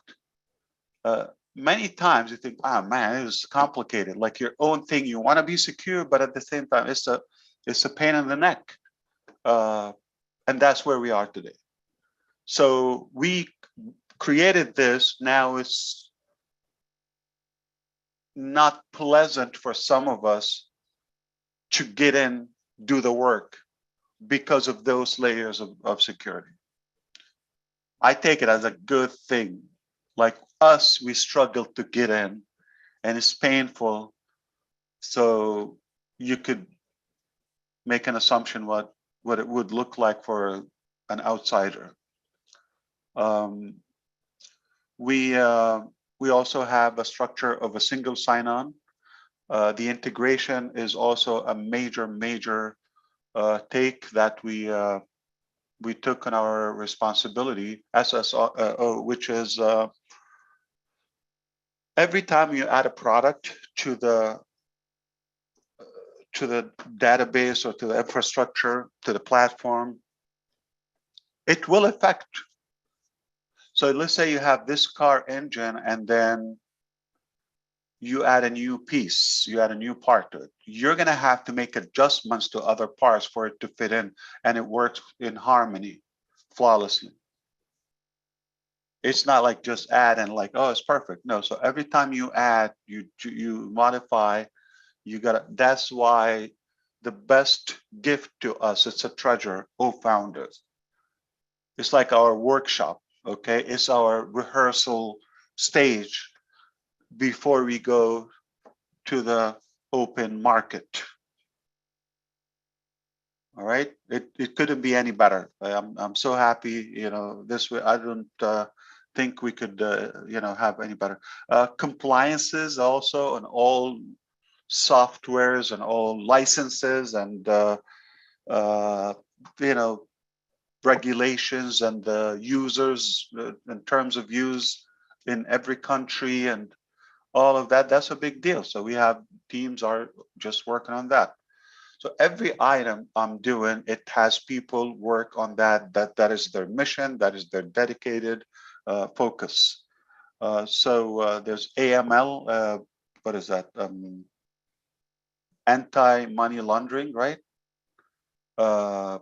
So also we want to make sure that in the financial department, there's no abuse of any regulation. So we are connected, integrated with other you know, resources to make sure that no harm comes from us or by using us. The another exciting topic to me, that we are such a good boy, that smart boy, active boy, energetic boy, that we went quickly to the data center ambition that we've had it a while ago, but we decided to do it much sooner. And I have to say, data centers with an S, okay? So the reason we do that is very simple, okay? You may guess, okay? Number one, why not? If you can own the cow. Number two, the cost effectiveness, the control of the usage, all of that, and the security is just a humongous factor of that. So we're proud to confirm that is already at a level where it is enabling us to promise the highest and the ultimate value, whether it's the per usage or capacity or storage or you name it, customer counts. We don't read the meter, if you wish. Okay, everything is unmetered and ONPASSIVE, right? So that's a big deal. How you do that? Got to have your own data centers. Okay, so we have, you know, things are done in multi frameworks, such as, you know, React, meantime, you know, for the regular web application. React is basically what they build the Java React is what they build the mobile applications with, and that is something that we decided to add. So in case something we decide to make an application, it will be just a couple of weeks, finalize it, everything is done, you know, coded in just some configurations, and we go live with a mobile app for, let's say, staff or for wallet or one of the applications. All right. So even our buildings are highly secure, above average, and I heard Gusmender testifying the same. We just had a comment the other day. Do we really need bodyguards, bouncers? We can save some money, 1, 2, 3, you know, whatever. We have them work 24/7. No, don't want to save money. I want to keep my security, and that is for the safety of the premises, for the staff. Sometimes, you know, females are walking alone to the metro station, to the parking lot garage, or to evening, night. You don't know, there's some stupid people out there. So no, we don't take chances. So if there's a way, yeah, I'm not going to look at the budget. I'm going to look at the safety. If it helps us to stay safe. So I said, answer me this. Do you feel safer with them around? Are they keeping things good? I said, yeah, I'm good with the money. Okay. So everything, you know, you cannot just walk in. You have to, there's like cars and security. To be able to log in, you have to go through the AD, whether you work from home, sick leave, paid leave. You cannot just walk into any of our development applications or any facility we have. I'm talking about virtual facility, and just start changing things. You cannot do that. All right. Everything is controlled at the highest level of security. So yeah, we have those barriers by design to make it difficult to get in and you know, taking a chance of doing the wrong thing sometimes. All right, even if we wanted to, or some would want to. So I just can go on and on and on. Like the level of work and commitment we have, budget we invest just for the sake of securing our business, our technologies and our products is enormous, untapped. And there are things obviously we cannot reveal. We try to be creative in anything we do. So there are other stuff, you know, that we keep them to ourselves. Unnecessary for the public to know our secret sauce. So what we're talking about, security, I think we're done, right? I think I can tell you we couldn't work any harder, any more serious on the topic of security. If there's one more thing that we can add, make sure it will be done. Like you say it, it will be done. Okay, it's not a question. It's not if there is a tiny thing or a massive thing that we can add another layer of security, it's unquestionable. If you allow me to drink my, what is this? Synergy kombucha, raw kombucha. That's like probiotic, okay?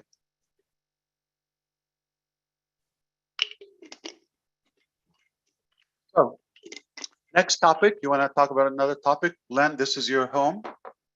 Ron? Certainly. Ron and I were saying you're free to discuss anything your heart wishes. Let's talk about sex. All right. Within topic. reason. Oh, okay. Remember, this is being live streamed. I understand. So 2 words in America, they get attention, sex and free. So anytime I need to pick up alertness from you, I'm just going to say one of those words. That's a fact. It's a study. Ash, can you talk about the journey that you've had? The journey. Wow. Since when? Yeah. What I did in the last 24 hours will keep you a while. So, what actually made you do this? I think it's my calling. I mean, if you ask me, I have to be truthful to you. Okay, I can make it professional and mechanic, but I will be just you know, inaccurate. From my heart, I believe it's my calling. I don't think if I understood the risk of the personal life, I would take a chance. I would have done it differently, or but it's too late. Okay, I was too excited that, hey, I'm a genius. I invented something, but it's biting me back. Okay, so I feel it's my calling. I really don't have another reason. But in real life, do I get excited about something that is fair, that is unbiased, that is subjective, that is with the ultimate integrity, something that reflects our core values as human beings? Yeah, of course, I get excited about that. If there is a contribution that can be a clean, honorable legacy for us working together, if there's a way that I can bring up the best of people and get a little bit of their buried potential, their hidden potential, if I have a way to unleash their potential to their maximum impact and get something better, just get ahead in life or get unstuck, or it is something I die for. So I really have zero personal interest. I'm not going to tell you close to zero, literally zero. It's against my personal benefits in a way, and my family, and it just, I believe I'm doing it for others. And I feel it's an obligation, since I know something that will help and serve humanity. I feel obligated. I have to do it at any cost. I wouldn't walk away. I wouldn't turn my back, knowing that I can do something and say, oh, it's too expensive. Oh, it's too difficult. Oh, I'm gonna get beaten up or something. Doesn't matter. Whatever the price is, it's been decided. I believe, as I said, I believe God is protecting us as a collective, and no worry, we are going to prevail. Sounds great. It's awesome. So the journey back in 1802, I was born as a chubby. No. Yeah, it's a long topic. I just do believe it is somehow a destiny.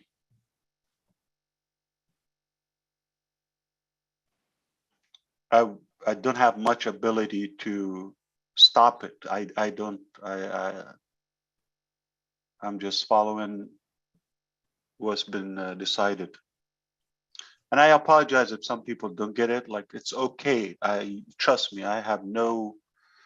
I'm not radical in any way. Okay, I'm just being truthful. This is what I think. I might be wrong. You might be more knowledgeable, but this is what I think. My little brain is telling me that it's a done deal. So why we did that disclaimer, and why, you're saying you don't guarantee money. I do guarantee the finest technology. I do guarantee the finest customer support, the finest customer experience. I do guarantee the highest value for the cost. I do guarantee the most level, or the highest level of ethics and integrity in business ever displayed. I do guarantee that we will provide functional, flawless products, no matter what it takes. That's my pledge.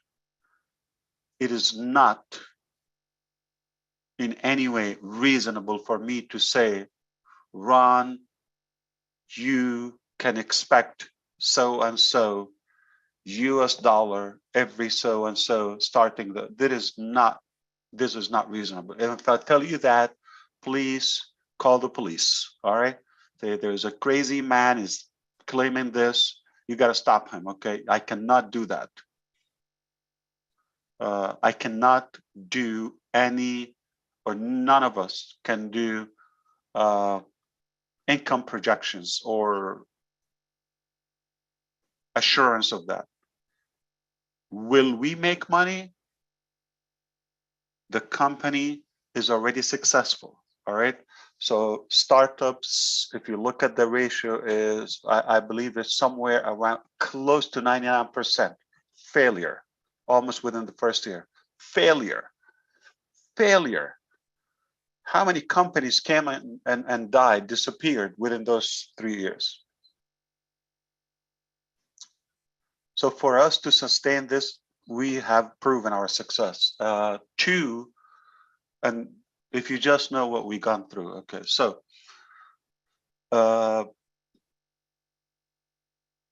most companies in their lifetime, they don't reach, I'm talking about the peak of their success, the tip of their Mount Everest, the summit. They don't reach 1.2 million people without marketing. Most companies, if you look around, only a few major players get to that count in no time before, you know, going commercially. So the fact that we have this many people qualified, you know, to a degree, even if you cut it in half, just to keep the cream, we are successful. That you cannot possibly screw this up. You cannot. I mean, no matter how dumb you could be, you cannot screw this up. It's forcing you to be successful. So that is a powerful thing. So we are a unicorn before it's born. Absolutely. So is that a good guarantee that you in a company is not going to see if it's going to work or not? No, it worked already. So it's a done deal.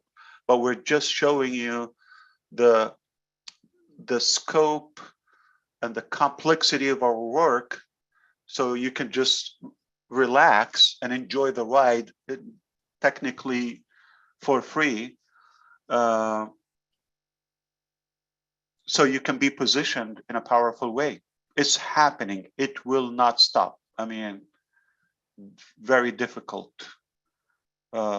We do have challenges. We work hard. Yeah, of course, you know, things are not easy. We understand that, but we will, you know, we pledge the work and our ultimate effort to make sure we provide the best value. So I do pledge that ONPASSIVE is going to provide the ultimate value when it comes to business. Now, keep in mind, most of you somehow know that we have ONPASSIVE ecosystem. We've got a bunch of products out there. So we're at a position where we already have tentative timeline for roughly, say, 20 products, okay? For complete, full-blown release. Some of them are, you know, they achieved that level. Some of them just on the verge of being announced, okay? So if you're talking about a company that created 20 full-blown digital products that are so superior and competitive and dominant with the highest value to their peers, okay? When did we start? I mean, I feel like we're just getting started. Okay, keep in mind, it's not an existing company that we already had like 20,000 employees and all the capital and all. No. We begun after, you know, below the ground. Capital is a challenge, okay?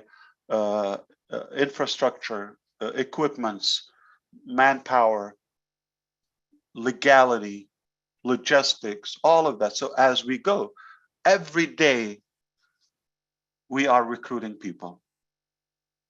There's not a day now, 7 days a week, because some countries they work on Sunday, all right, that we're dealing with. Some people don't work. Okay, so just understand, 7 days a week, we have somebody new that is joining ONPASSIVE. And almost zero attrition, okay, which is mind-boggling. For the last couple of months, it's been really like, is this real? Like, people are not leaving. They're showing us offers. I really want to show some of you. Wow, some, let's not expose names, but they're showing me papers. Some getting like fancy offers, like double what they got paid with us. This is what I got. People are after me. Some people like really good at what they do. Okay, very rare talent, and I say, listen, I'm not making this up. This is what they're after me, but no way ONPASSIVE is my home. Not one, a few. Do you know how valuable is this for you to get to that level? I cannot walk into the market like day one and people will be like, okay, I'm going to stay with you regardless. No, you have how you treat them,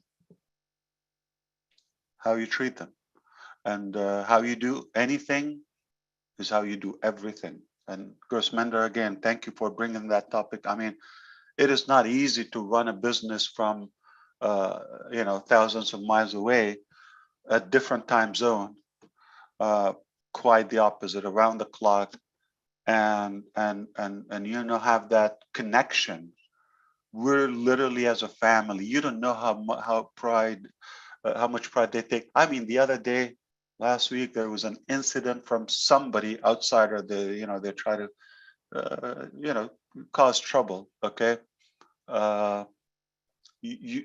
I'm touched by how our managers, they went buster, really wild on that, and said, leave it for us, leave it. I said, oh, let me do it.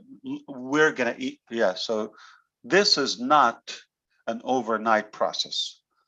So that's why I tell you, we're secured. Okay, the people that work for us and under the payroll, the founders that we've attracted, all in all, the products, the value that we've cultivated so far, the culture, it's been a great success. Before we're born, work like really at a very I would say elevated position that most companies never even touch in their lifespan.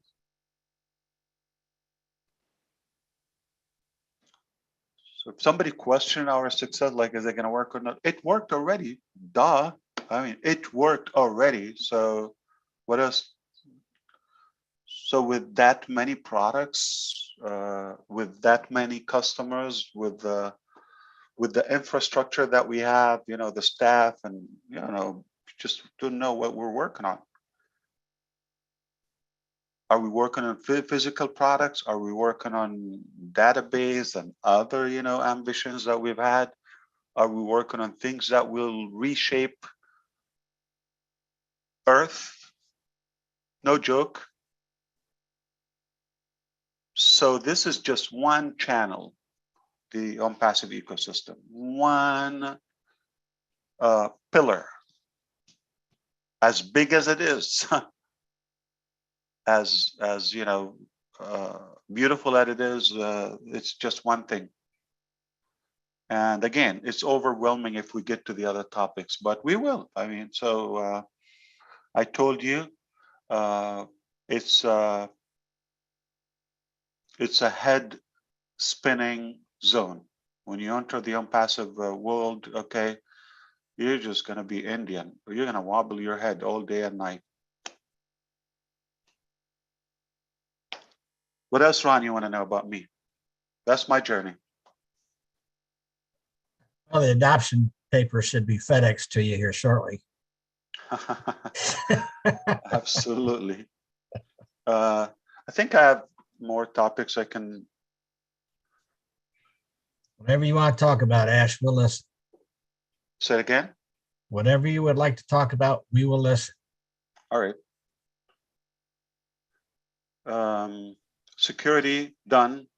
Why we cannot guarantee income? Because we're not. Okay, and that brings up another topic. Why you said we're not MLM? We started that way. just be, I'm not like, you're not getting a leak, okay? Or anybody is like, oh yeah, yeah. No, the spark of ONPASSIVE, the ignition was a matrix structure that quickly after going to work, we realized it's not the best approach. And we came forward and we said, listen, you came for this, but we're going to offer more. Okay. And it's going to take longer. All right. If you don't have the time to wait or the patience or anyone, we honor your refund at any time. Even if your bank ran out of business, we'll find a way to get your money back. Okay. The method doesn't exist anymore. You paid in PayPal. We no longer have it. I'll find a way to get $97 to your wallet. All right. So that is an evidence that we're just not going to settle for to the point where we can make big money. We have that ability if we just want to have that rush to where just generate revenue. I'm pumping cash and then you don't know why and how. Knowing that we could do more and better, okay, long term, the right way. So it's not a it's a matter that I don't think about. It doesn't take me a fraction of a second. It just, my brain is not programmed for shortcuts. I always go for the ultimate. And I think I've been on earth a little bit of, that I can understand. The ultimate is always not the cheapest, fastest, easiest. The ultimate is the other way. I'm not bothered by that. At any cost, I'm more passionate and committed to the highest possible value. I understand it can be intimidating for some, and I just want a matrix. Okay, I'm sorry. So why MLM is no longer our structure? Not that bashing on MLM. That's not my judgment. It's just not us. Okay, MLM is a different structure. You just have different layers and this and that. You make this much money on this. We're different. We're customer based, incredible products. We shouldn't fall under that category because the value is enormous. And the pay structure is undefined because of rationality. It is easy for us to come and say, you're going to make $1 trillion, but is it accurate? That's not right. We have to do the right thing and respect our intelligence and conscience.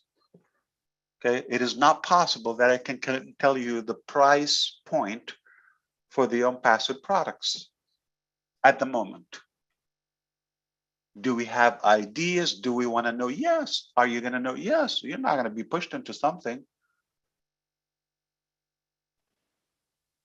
We don't have a definitive, pay structure, but this is the frame. Okay. The frame is we have incredible value, that it has overhead cost.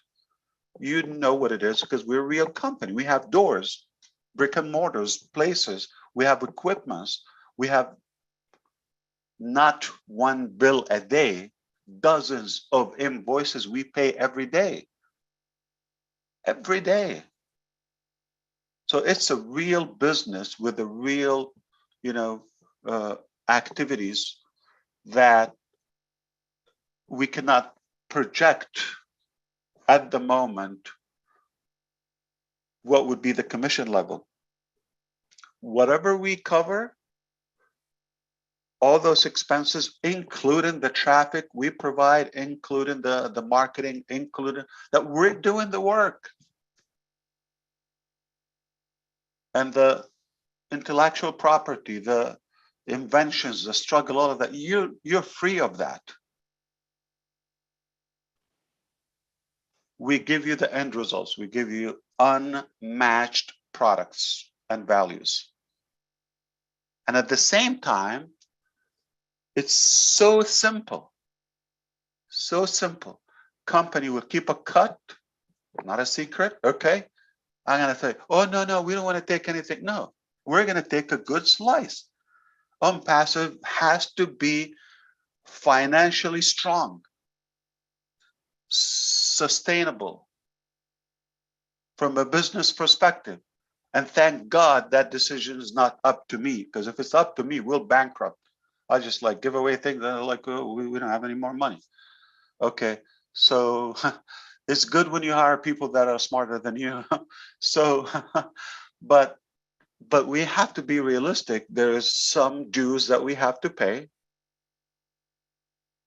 okay, to cover the expense.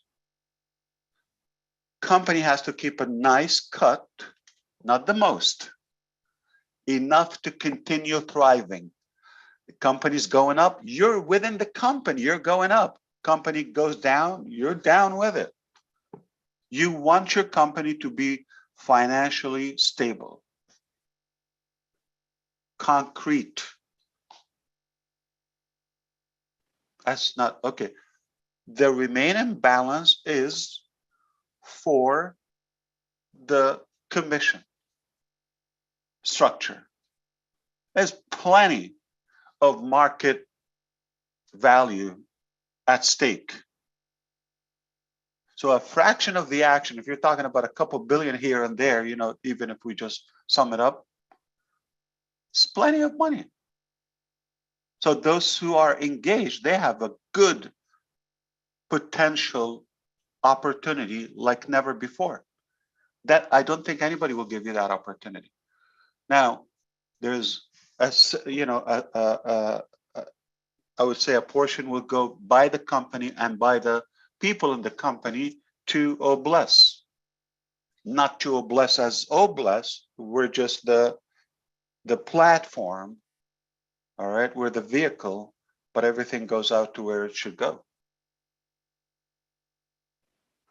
So everything we're doing is going to have a good impact on our human resources, employees everywhere, our leaders, our founders, our resellers, our customers, even guest customers, I mean trial takers, will have a good value just by coming to us. Free education, some good free tools that are valuable, and the impact on Earth and humanity, because we're within a bigger cause due to the ONPASSIVE character and principles.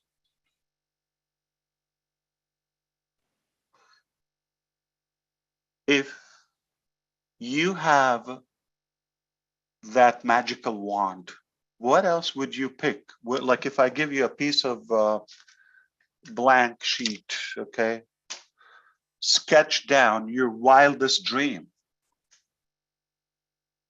and the ultimate business model that you want to have, what else would you add?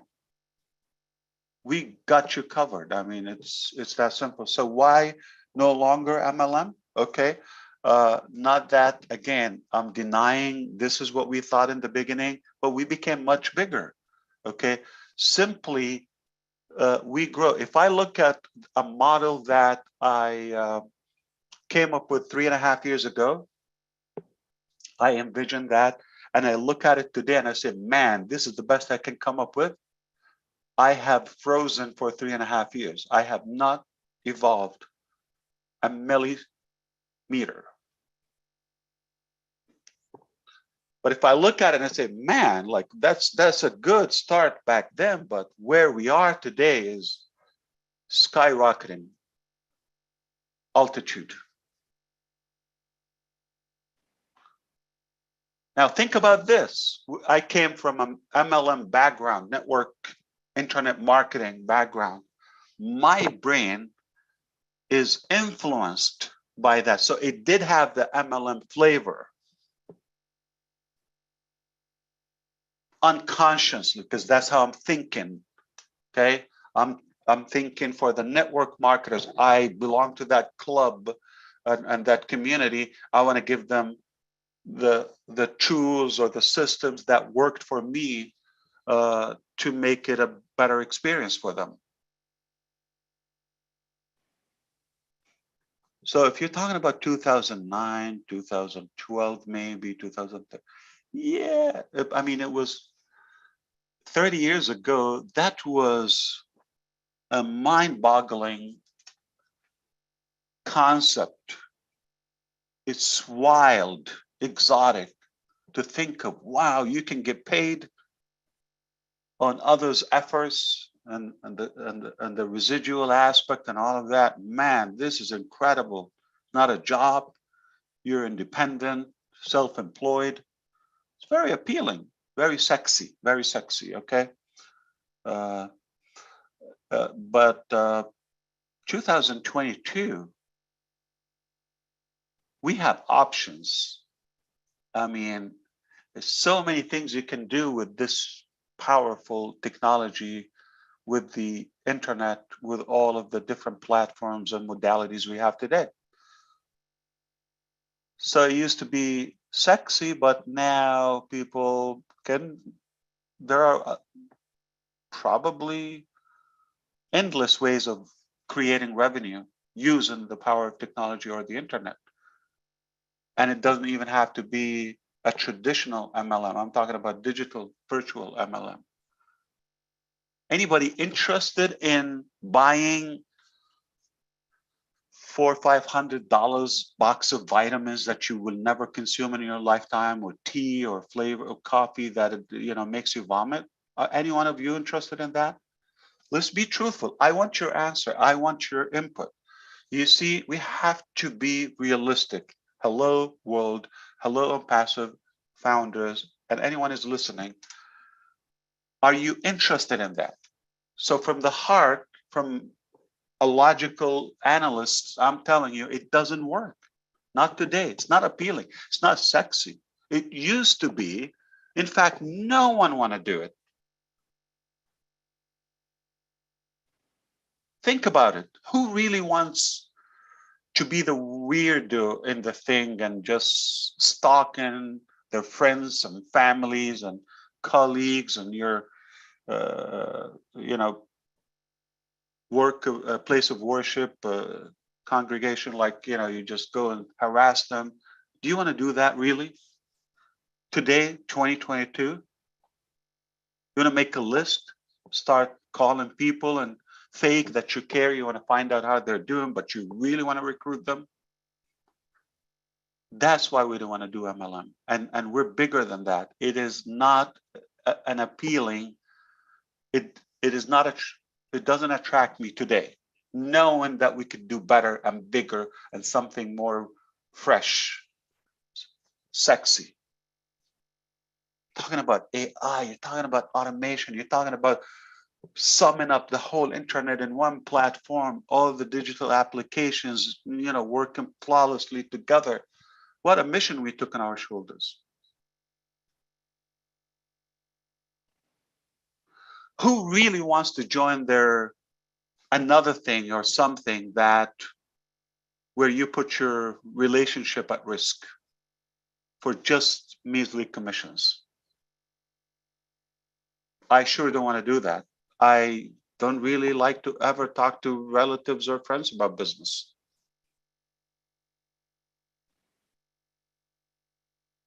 You see, back in the days, MLM it kind of had like a sex appeal to it. There's no other competition. It's like incredible. Like, that's a good way to create revenue in a appealing way on papers. But today, there are tons of options to create that extra income and replacement to their traditional income, if you wish, as a job. There's Amazon, there's Shopify, there is, high ticket sales and affiliate marketing and freelancing, and you can be your own agency and publication. We just talked about YouTube the other day. It's a whole world. Being an influencer instantly, and a ton of other options.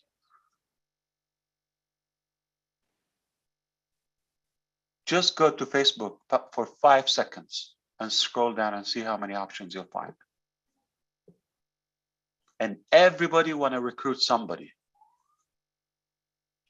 So it's a dogfight. It's a can of worms, if you know what I mean, okay? Not appealing to me. Genuinely, I don't think it's the best we could do. Not that I didn't believe it would work back then.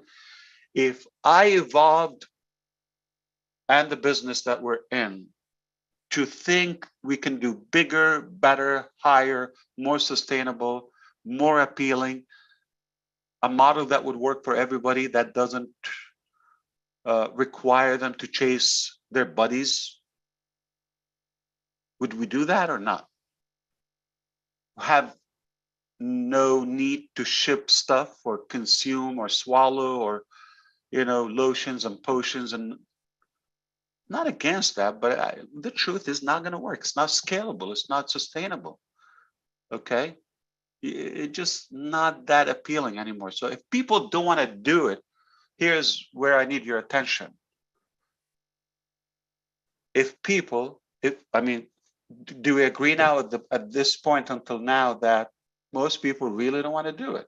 They don't want to join something where they need to recruit and buy, have a subscription or auto ship, right? They don't want to do that. And they don't want to hype anymore, those hot chicks and models and Lambos and mansions and yachts. Jeffrey just talked about it the other day. It just nonsense. Is this real? It's not real. So why do we have to hype things up? Why don't we just be bold and boldly transparent and say, this is not appealing anymore. It's not sexy anymore. It doesn't have that sex appeal anymore. Right? If we know this is the fact, so we go and create that model, so we know it's a definitive decline. So to be truthful, super realistic, genuine about offering something that would work, we have to change. If I know what I know today, I'm obligated to change. I cannot say, no, we're going to stick to that because that's what we said. I didn't say, hey, you're on your own, this is a hassle. No, I didn't transition unless I was able to create better. When we went to work, we recognized that we're making something far better and more valuable, more sustainable, more fresh. It has a different appeal. So it's important to detach from that mentality, to disconnect from the past or any influence and connection by design, but because we're truthful. We don't think this is desirable. It's not likable anymore. I want to do something people want to do and like to do, and they take pride and they see that it has an impact. Okay, I know something very good. Okay, this is firsthand. Nobody taught me this. Okay, I know once you get to your financial ambition or dream, I mean, you fill your tank, you're just not going to be thinking about money anymore. You're going to be thinking about, is what you're doing valuable to others? The importance. You're going to start thinking more strategical,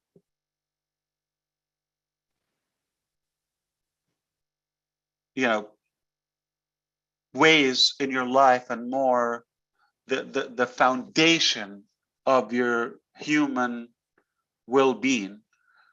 It just will move to a direction. It will take you to where, what am I doing here? And am I any valuable? Is this the best I can do? Because you're going to get to that point regardless. Now, I'm not giving you that. I'm just probably being a tool. But I do believe there's enough wealth that we can have a smart business where everybody's fulfilled financially, then they can extend their hand outside their personal needs, where we enable humanity. So I do think, no, bashing or anything about MLM. It's just not what we are. That's why we've transitioned into something much larger, more realistic, more sustainable, that will work without you harassing anyone, without recruiting, without it. Just, we have created products with high demand, so simple, okay? And we have potentially a good revenue that will be distributed fairly without depending on how many did you recruit? Did you recruit? Well, this is what you have to say on the phone. This is what you tell them. This is how you trick them. This is how you pull their leg. We didn't want to do that. The methodology of building your business, it has to be something that you want, you enjoy. Okay, it shouldn't be something that will scare you or stress you out or get you nervous, right? There's so many good ways we can create value. Like, we can sell physical products, we can invent things. Thankfully, we have that ability. We have that choice in our life. Okay, so there's a lot of competition also if you want to go that direction, because technically the same people in the domain of multi-level marketing and network marketing, but they're just kind of being blended, circulated in different networks. The same people, you find them in A, and next month they're going to go to the next one. Doesn't work for them. They go. It's just technically the same community. They could, but their excitement is fading away. It's not like, okay, you get into the market and you get more excited. No, you always have to downgrade your expectations. You come in like, man, look at this. If I do this and get 75 people, and next year I do this and they do that, and everybody gets 75, and you do the math, I'm going to be a billionaire. Good. It never happened. Or if it happened occasionally, periodically for a few people, but it doesn't work all the time. You understand? I'm just being so transparent with you. If this model works, it would be much easier. Just put a matrix and go, like, open it tomorrow, right? It is not the best we can do. I'm just telling you. And we will get a certificate. Don't worry, we get a license. This is how it is. It's legally, it's not like you're allowed, not allowed, but you just have to do it their way. The governments by law. So if you comply by the law, you're fine. Okay. As long as you're doing the right things, you're delivering, whether it's products or income, you're not violating, you're not misleading. Okay, but I truthfully believe that what we have is far, far more powerful than any MLM model.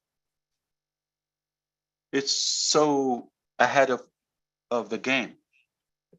You don't see it all, but I just hope that you understand it is for our sustainability and well-being. I don't know if I lost you. I wasn't looking at the screen. Okay. So that's my, humble belief. And if you have a different view, I would respect to listen to it. I can talk to you. I'm not going to argue with you. You probably have a different perspective, but I truly believe from my heart that this is not the most attractive model anymore.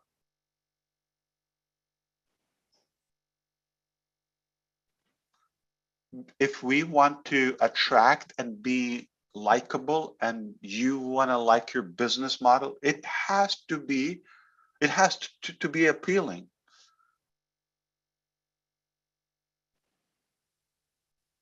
How long can we run if you're just like, oh, I have to do this? So I don't want those who think, I don't care about the products, I just want to make this much money. I'm sorry, this is not what we're doing here. We're providing products and values, okay? And just the use of those, it's already a bargain, whether it's the saving aspect or how you can utilize them to create many revenues to market your own business. So the concept of the initial ONPASSIVE is still there to market other businesses and as a digital marketing platform. No, it's not only there, it is skyrocketing now because you have many ways to market and promote your offers.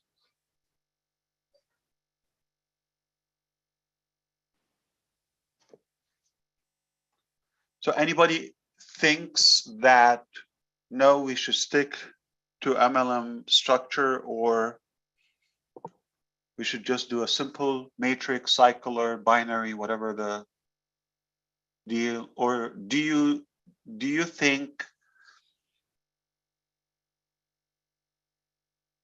it is more rational the way I just discussed with you, that things have changed, okay, especially the last 5-10 years, completely, okay?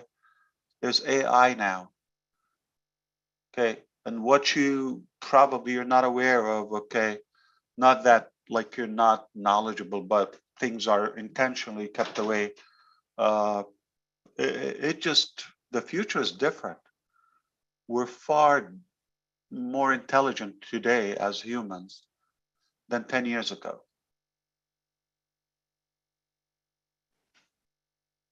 So if we can have something that will somehow eliminate the cause of all wars and catastrophes on the planet. I'm not going to explain that, but just write it down and brew on it. If we have that, like, how powerful is that? Something can contribute to the planet, to our safety, to our ability, to our progress, removing the reasons of fight and war and all those, devastating situations. Pick up those who are falling behind and they deserve better. Have more equalization.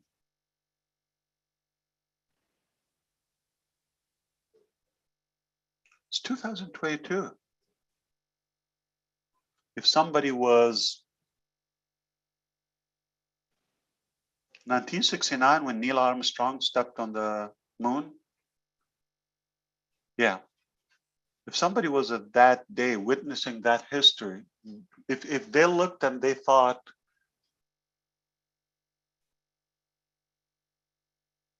we would still be here in 2022, that is discouraging. When they had that, when they had the first airplane, the Wright brothers in the 20s, say, beginning of the previous century, if somebody was living that era and they're looking at the future, what would our planet look like? Yeah, they probably didn't expect the social media and cell phones and all of that. Like, that would have been delusional. Like, you're going to hold something in your pocket and talk to people on the other side of the world. No, that's like, you're insane. Okay. But to have not progressed beyond that for about 100 years or half a century on the moon topic, they wouldn't believe that we were still where we are today, and like we're competing about, are you blue state or red state, vaccinated or unvaccinated? It's insane where we are today. They would be laughing if you say, no, this is where we're going to be in 2022. So we have to come on, remove all those nonsense stuff and just focus on what matters. We can do more. We are more intelligent. We have more tools and resources today than we've had in 1969. And I'm just saying, it is embarrassing that we are still, at this level. But there's war because of some influence, and there's another war because of oil, and another, this and that, and one event in the world like can affect somebody's life and economy, and the price of our gas and the inflation of things. Nothing is secure in terms of the real world. So we have to go just look above and move to a higher purpose. That's what I'm saying. So I do believe what we're doing in ONPASSIVE is impactful, and it cannot be MLM. That's my true belief. If anybody, please speak up. And I know it's open for, if you do believe that, I want to listen to it. I'm just interested to have a sense of us being on the same page. It's important. We have to be respectful. I don't want you to be thinking differently or expecting something. That I'm obligated to give you the truth. This is what I think as of now, today. And I told you what I thought 3 years ago. Could it be more like you could see Panama through me? I don't know. Crystal clear. All right, please somebody else talk, because I feel I'm wearing you out, or maybe I got off track, which is fine. That was excellent. Excellent. Do you agree with me, Marty DeGarmo?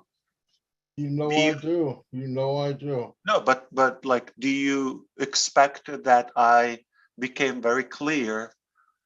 Therefore, ONPASSIVE want to go this direction. This is not our business model anymore. Do you think it will kind of make some founders nervous in a way? Oh, maybe it will, but I've been in that other model for 18 years. And where do you live? Same place, right? Yeah, same place. And I've been through hundreds of them, and always the best thing that ever happened. And it didn't change your zip code. It didn't give you your dream. It didn't. And that's no, it gave me a nightmares instead of dreams. Let me tell you. So here's the thing. Do you think the community of that industry are excited about the model anymore? Because you know the definition of insanity. Yeah, doing the same thing you've always done and expect a different. So we're going to do it another 18 years, and we're going to think, exactly. Marty DeGarmo, when you're going to be exactly 80, right? You're going to be 80. Yeah. In 18 years. I was throwing in the towel in 2019. I was ready to walk away from MLM. I didn't like the idea that you gave up the con. Yeah. Yeah, I was done. And then here comes ONPASSIVE, which I do not believe it was an accident. I believe the same as you. It happened, and I said, wow, this is too good to be true. And it is too good to be true, but it's true. So I'm happy where I am. I wouldn't want to be anywhere else. And by the way, I know guys that other people might think are happy in MLM. They're not happy. Tell me, I'm telling you, they don't know anything else. That's the only reason. They don't know anything else, but they're not happy. I've had friends that you think, oh, they're making all kinds of money. Talked to a guy the other day, he's losing his home. But look at it this way, brother. There's some are happy selfishly. What about those people who brought in the reason they're making some is because they at the expense of someone else, right? Yeah, they could pile up more. That's someone else. Quicker. Are they happy? They quit. Yep, is that's it all fair? No, it's not fair. Is it fair? So should we trust someone's morality when they're just looking out for themselves? Absolutely not. And that's exactly how it works. Can you shovel quicker than the dirt falls in the hole? And all Yeah. you are in the MLM is dirt. If they can shovel, and as soon as they stop shoveling, the hole slowly fills back up. I don't care who you are. I don't care who you are. Once in a while, you get a one-hit wonder. Ask them to do it again. Ask them to do it one more time. It doesn't happen. I don't care who it is. You go, they're lying. It does not happen. I can tell you, if it was an MLM, I wouldn't be here. And think about it this way, Ron, like the fact, I'm not talking about ONPASSIVE now, the fact, if we view the products on most of those programs, they're not companies, in fact, okay. Somehow I believe the product is a made up thing just to fill in the blank, okay, that we do have something, whether it's an ebook or a white labeled pill or cream or something. But is it a genuine, valuable product with a high demand? Is it really solving an issue? Can you live without it? Would your life be better with it or without it? Just mostly it's just a made up product. If there's a product, that I'm assuming in a good case, yeah. Can't remember one. I can't remember one product that I used after I left that MLM. So if it was that great, wouldn't I still be using it? Yeah, like for example, recently I got a pitch about something, travel. If I'm wealthy enough or financially, I don't want to save 10%, 5% on some deals, weekend, 3 days here and there. You know, those packages, right? Vouchers and this and that. I want to tip. I want to go when it's the highest peak of the season. I don't care. You got the money. You're happy to pay for it. There's no point of saving more and you don't even have anything. And you're like struggling to go on that vacation or any benefit. Can I say something? Yes, Cindy. Hello. Hello, Mr. Ash Mufareh. It's so good to see you. What a great webinar this is. It always is when Lynn and Ron have these. They're great. But you know, I want to say something. I love MLM for what it's worth, Marty. I always have. I've loved helping people. And when I first looked at this, and it was back when we really got started, you know, when you were just getting started and had the original concept, Ash, and I loved the concept you had. And the reason I loved it, where I also ran into a lot of flack in trying to bring in leaders, was because the concept was always about sharing the wealth here. And that if we as a sponsor brought someone in and they fell down into our matrix, so to speak, those people that they fell under would earn the same as the sponsor would. Well, as you know, in most MLMs, the sponsor makes the big bucks and then all the little guys get the little bucks. So I like the part that we were sharing equally, you know, that we were all going to share and help each other. But what I absolutely know, and while I'm, you know, it's kind of scary because it's new territory and I don't know exactly how it will lay out. But what I do know unequivocally is that I trust Ash Mufareh. I do. Ash, I trust you totally, explicitly, expressly.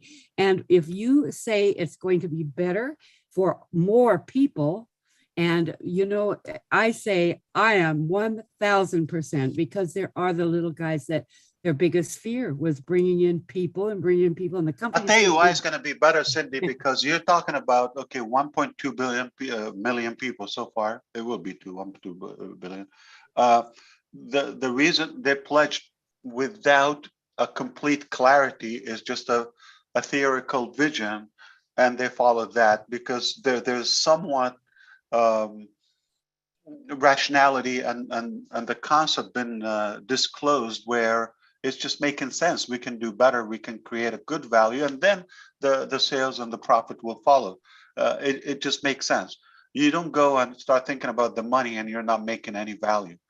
It doesn't make sense. Yeah, you could go ahead and build an MLM platform, not even build, okay? Just subscribe to one. I said it before, there's so many I own, okay? I can activate them in a matter of hours and they're live. That's MLM. But where's the value? Where's the product aspect of it? Now, if we look at the current values, here's the thing. The market cap of any given product. Give me an example, anything, you know, the crazy panda that they're driving us crazy with it, or whatever token, like, where is the value? What's the market cap? What's the competition? If it's something that you have to force people to make a decision to get it, it is not going that far in terms of market cap, and it will be limited. Okay, even if I was assuming it's a genuine product, but in most cases, it's not even a genuine product. It's a made-up product. So here's the thing.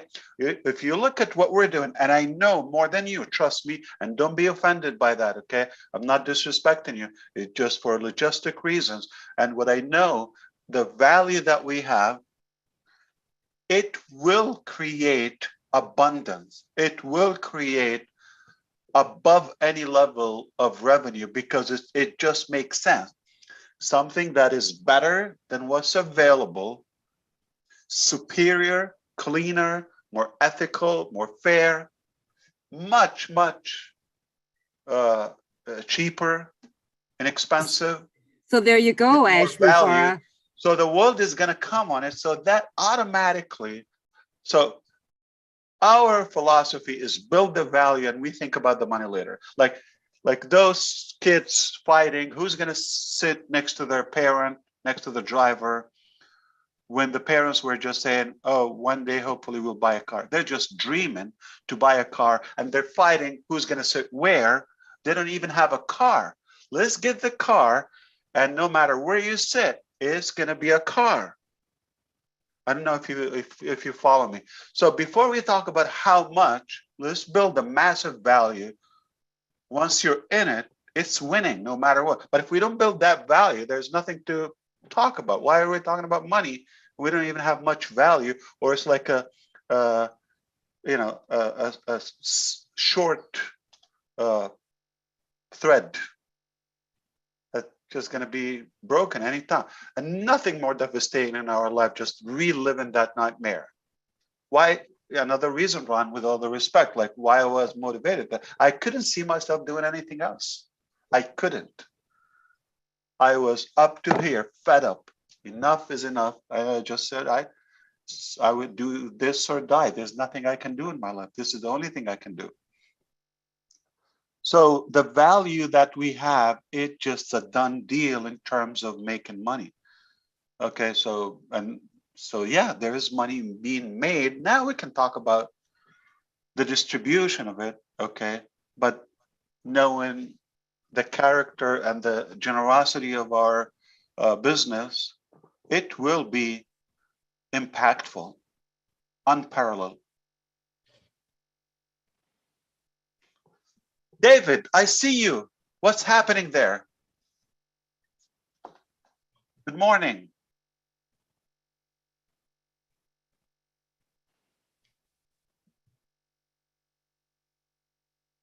David, we can't hear you.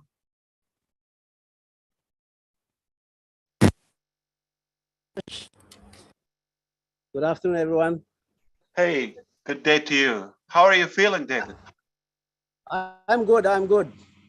Good to see you, brother. We just laid Suzanne to rest on Friday, and I'm in the village, and I've got all these people here. Some of them are all already founders, and they're curious as to what business I'm into. So I decided to join the meeting today, and I emailed Ron and Lynn and said I'll join you from the village. So I'm here with them. Do you have a boom box where they can listen? Are they listening? Can they hear? Yeah. We have boom box. We have a boom box. Papua New Guinea. We just want to say hello to you, and you are so in it to win it. A very good day for you. So happy to see you. It's projected onto a screen, and they're watching. So. Oh my God! Let me fix myself. Okay. How do I look, Papua New Guinea? Ron, you better put a shirt on. Yeah. They're seeing you. Yeah, we're so appreciative. Thank you very much for everyone. I just want to pass my thank you and appreciation to ONPASSIVE community for what they have Your done family. in Your family. in bringing Suzanne home. Thank you very much. Thank you. God bless you. God bless you. So we'll listen in. Absolutely. Carry on. We're family, David. Yeah, absolutely. All right. Thank you. Willow's here. Also want to say something. Hello, young lady. I almost dropped my What happened? You changed the look. What happened? No. A new style? I almost died.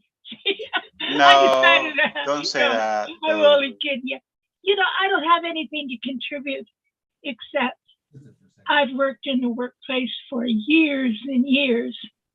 And one of the most exciting things that has happened to me is meeting you and your vision. I have women that I have dealt with for 45, maybe 50 years that have left the corporate American way of life in droves in the last 2 years. And they said, oh, it's because of COVID. No, it's because they were shown they could work at home, educate their kids, that they had a new way of thinking, that they could manage. And guess where they're coming, Mr. Ash? They're coming to us because you leveled the playing field.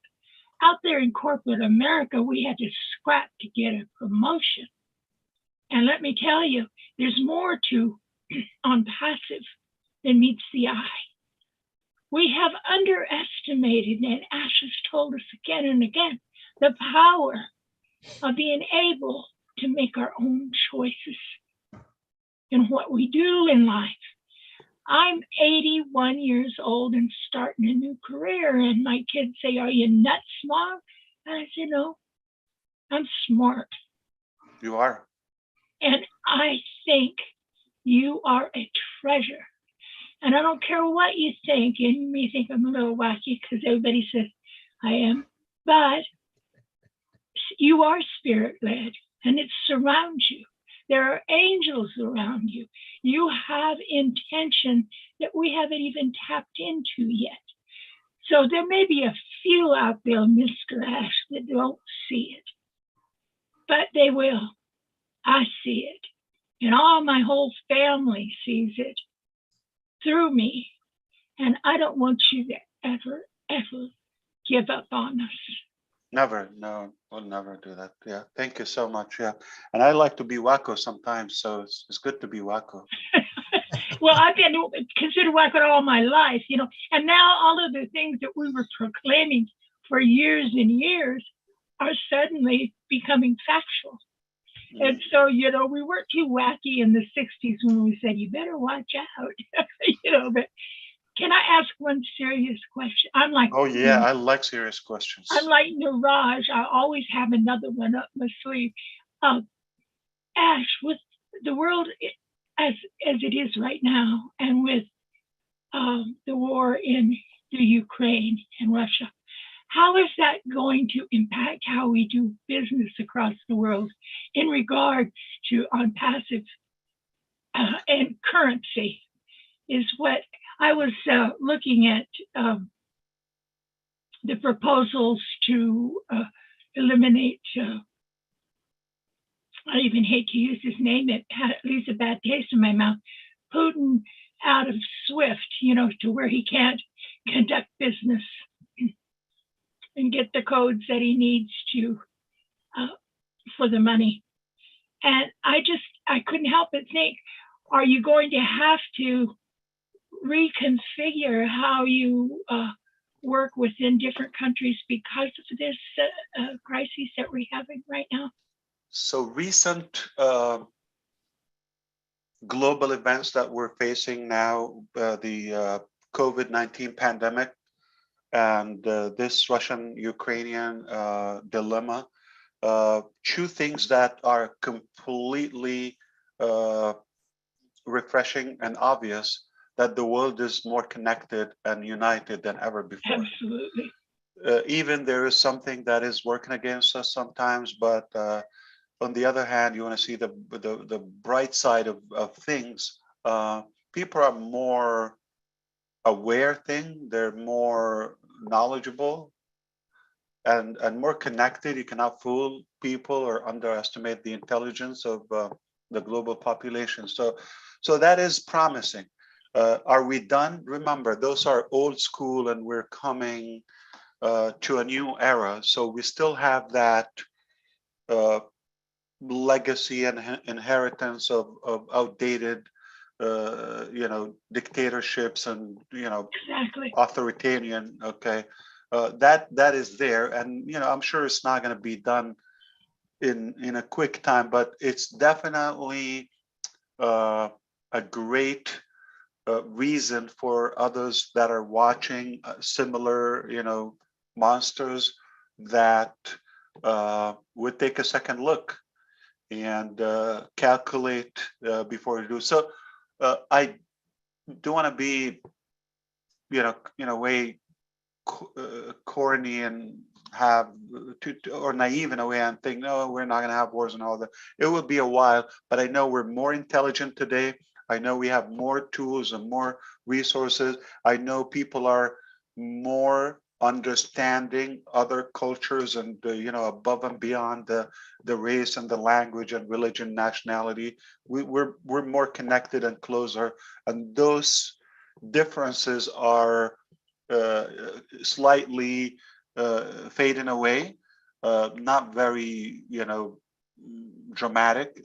I do believe we will always people will prevail. Okay, when it comes to people, doesn't mean there's no challenge. It doesn't mean there's no sacrifice and there's no. It's a catastrophe. It's a carnage. Yeah, I but thought you might have to change the way that we dealt with currency. no, it is there. It is there. You do not ignore what's happening. It will have an impact. So, topic by topic, when it gets there, we'll do it. But here's how I think the whole world is almost now standing to Russia, and I don't think to Russian people more than just the government. Even in the Russian military, there are just some leaks that they're just not happy and they're not motivated. We don't know. I mean, I'm not in military, I'm not in politics, but I know that it's tough. Okay, we don't wish this to happen to any country or nation. Meanwhile, it just that legacy of those dictators. They're not done. They're not gone. Future generations, I would hope for better. Evil existed from the beginning inception of humanity, so it will be there, and we have enough to thrive without depending or relying on one nation. So, do we have enough business? Can we be successful without a country or two or three or seven? Yes, we're the majority. So I don't think it will not affect, but it logically we have to be aware and navigate through the dynamics to make sure that we are fit. We're not against any regime. Okay. Because we have a different interest. They're focused on authority, they're focused on control and politics and money and all that. We're focused on making a difference and impact. But I will know this, okay, many of the reasons, I mentioned this in the statement, and you need to write it down, okay, or go back to it. I think Jeffrey wrote it down, okay? You probably can say it when I said we are going to create we're going to remove the reasons that are causing all those wars, okay, or minimize them. And we have a great shot at eliminating some of the major tragic challenges in our today's life. Thank I you do so have much. that. I wish I could share on that. Yeah, Lynn. Okay, Thank you. this is not important to you. We can talk about. That was a nice, lengthy discussion. Thank you so much, Willow. Appreciate it. We're going to have Jay Wu as our last commenter or questioner, and then we would like to give Ash the floor again because he was doing awesome, just sharing his thoughts and heart with us. So Jay Wu, go ahead. Thank you. Ash, I wanted, hey, it's been a while. I get to see you, but you don't always get to see me. Thank you. I wanted to address your question to the audience about the position you're taking now, where we stand today in technology, as opposed to where we were at the beginning in 1969, the early 70s, when internet technology took off. I was there then, and I didn't enter the marketing arena until COVID started. Actually, I had left internet technology for quite a while. In the 1 year that I was with the guru learning the marketing aspect of the internet, because of the circumstance I found myself in, cut off from, in income, et cetera, I was looking quick to find a way to make some income. I'm pleased that I did because it allowed me to understand ONPASSIVE when I came in 10 months ago. So having tasted a little bit of the things that Marty often mentions, the funnels and responders, et cetera, it allowed me to have a vocabulary and a little bit of experience into all those things. So definitely at this point in the game, being able to build a better mousetrap, just using the expression, not that we're trying to catch any mice, but really your vision to be able to meditate, think, get input, and look around at what you had to work with and build something better. Not only just because you can build something better, but with a higher purpose. It's for you personally. I remember one session when you said, somebody said, "Oh, you're so generous and loving." You said, "No, I'm selfish." And I get that. If you don't do what's for you and what makes you happy, you can't make anyone else happy. And the fact that you were able to do it in a way that brought benefit to yourself, to your family, and then to others that work with you, those that you want to benefit, the mousetrap or the thing that you've created called ONPASSIVE, what you've interwoven into it as far as legitimacy, the desire to do what's right, to have principles, etc., is why there's no ceiling, why there's no cap. And if you protect that, if you protect the food that feeds the engine, no, there is no cap. And it is no longer about how much money you'll make, because everybody gets to be happy doing what they want to do. And you allow for that too. You want to have a business? I'll give you a business. What I'm doing, you can do too. Never seen it in my life, but it's been my dream for years. And like many of the others that come in and listen to you, I'm inspired to know that I found a home, and whatever it is that I want to do to contribute not only to my family, but to the community, I can do it. So cheers. Thank you. That's beautiful. Appreciate you. Thank you. Back so to you, Ron Ash. talked about the journey. What do you suggest, Lynn? You're a part of the hosting team. I think I'd like to ask what you're excited about that you can share, of course, that's open to the public. What are you most excited about that's coming up?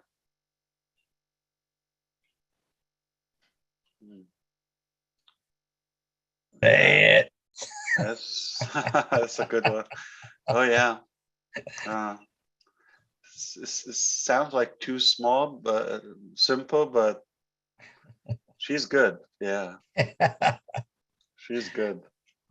Say it. So I'm more excited about the pace of how I would say relatively fast where we got to where we are today, to the milestones accomplished despite the challenges.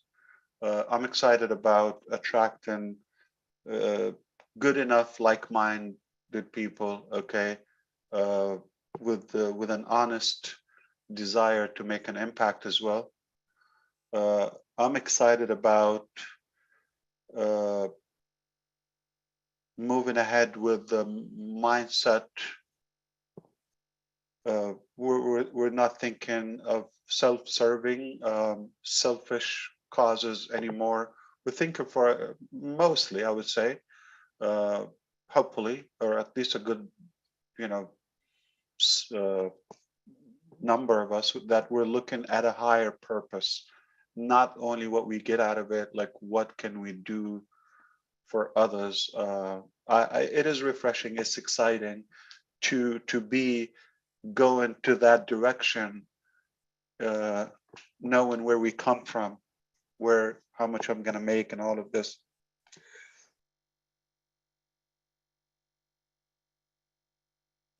I hope I was able to mute myself.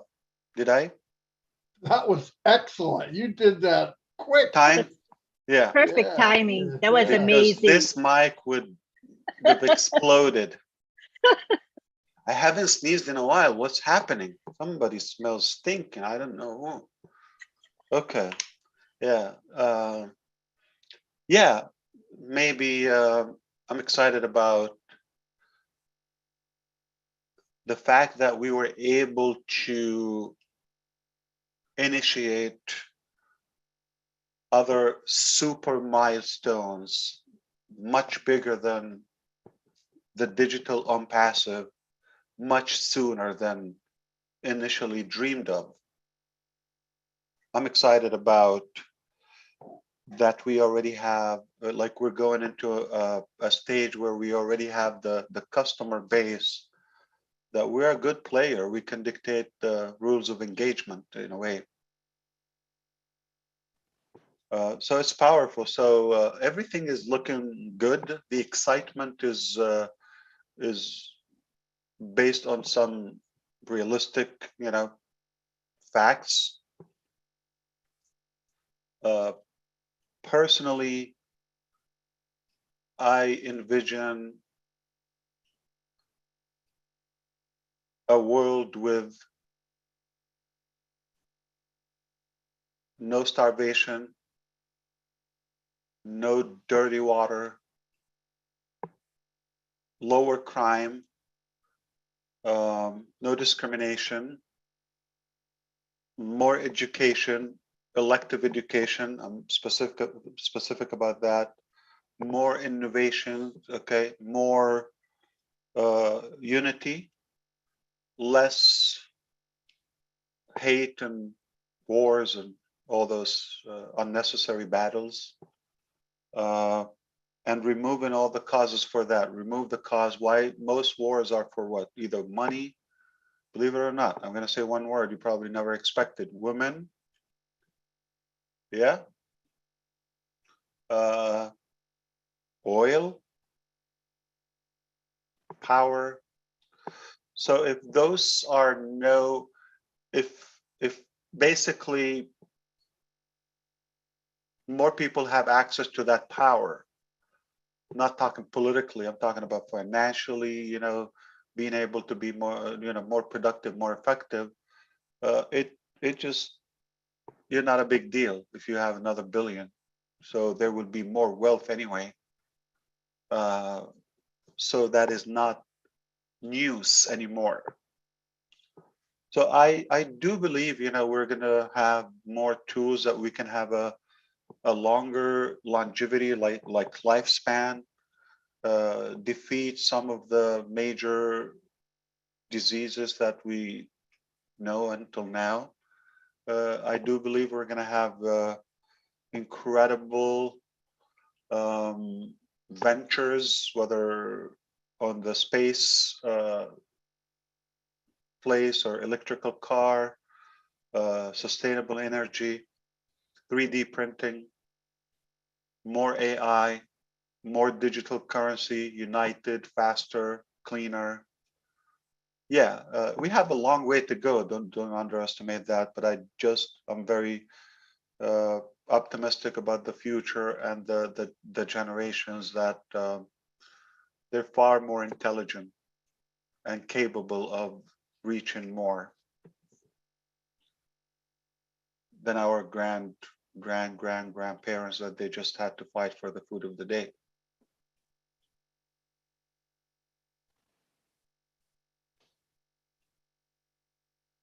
So if you want me to add another thing, I'm excited and proud, because I do hold a lot of pride for being a tool or being a good player in this impact. Watching it is good and looking at it is good, but being a key player in the transformation and the paradigm shift, it's the ultimate honor. Very you noble. have changed so many people's lives already, Ash. That this is what do you want to say? Heartwarming, okay, and to see your passion, to listen to your passion when you speak is amazing to me, and I'm sure to a million other founders. You've created something that is going to change the world and have an impact on the world. And I think we're just here to be proud to be there with you on this journey. And we stand united as a family, on ONPASSIVE. I think we showed that with David. ONPASSIVE really came through.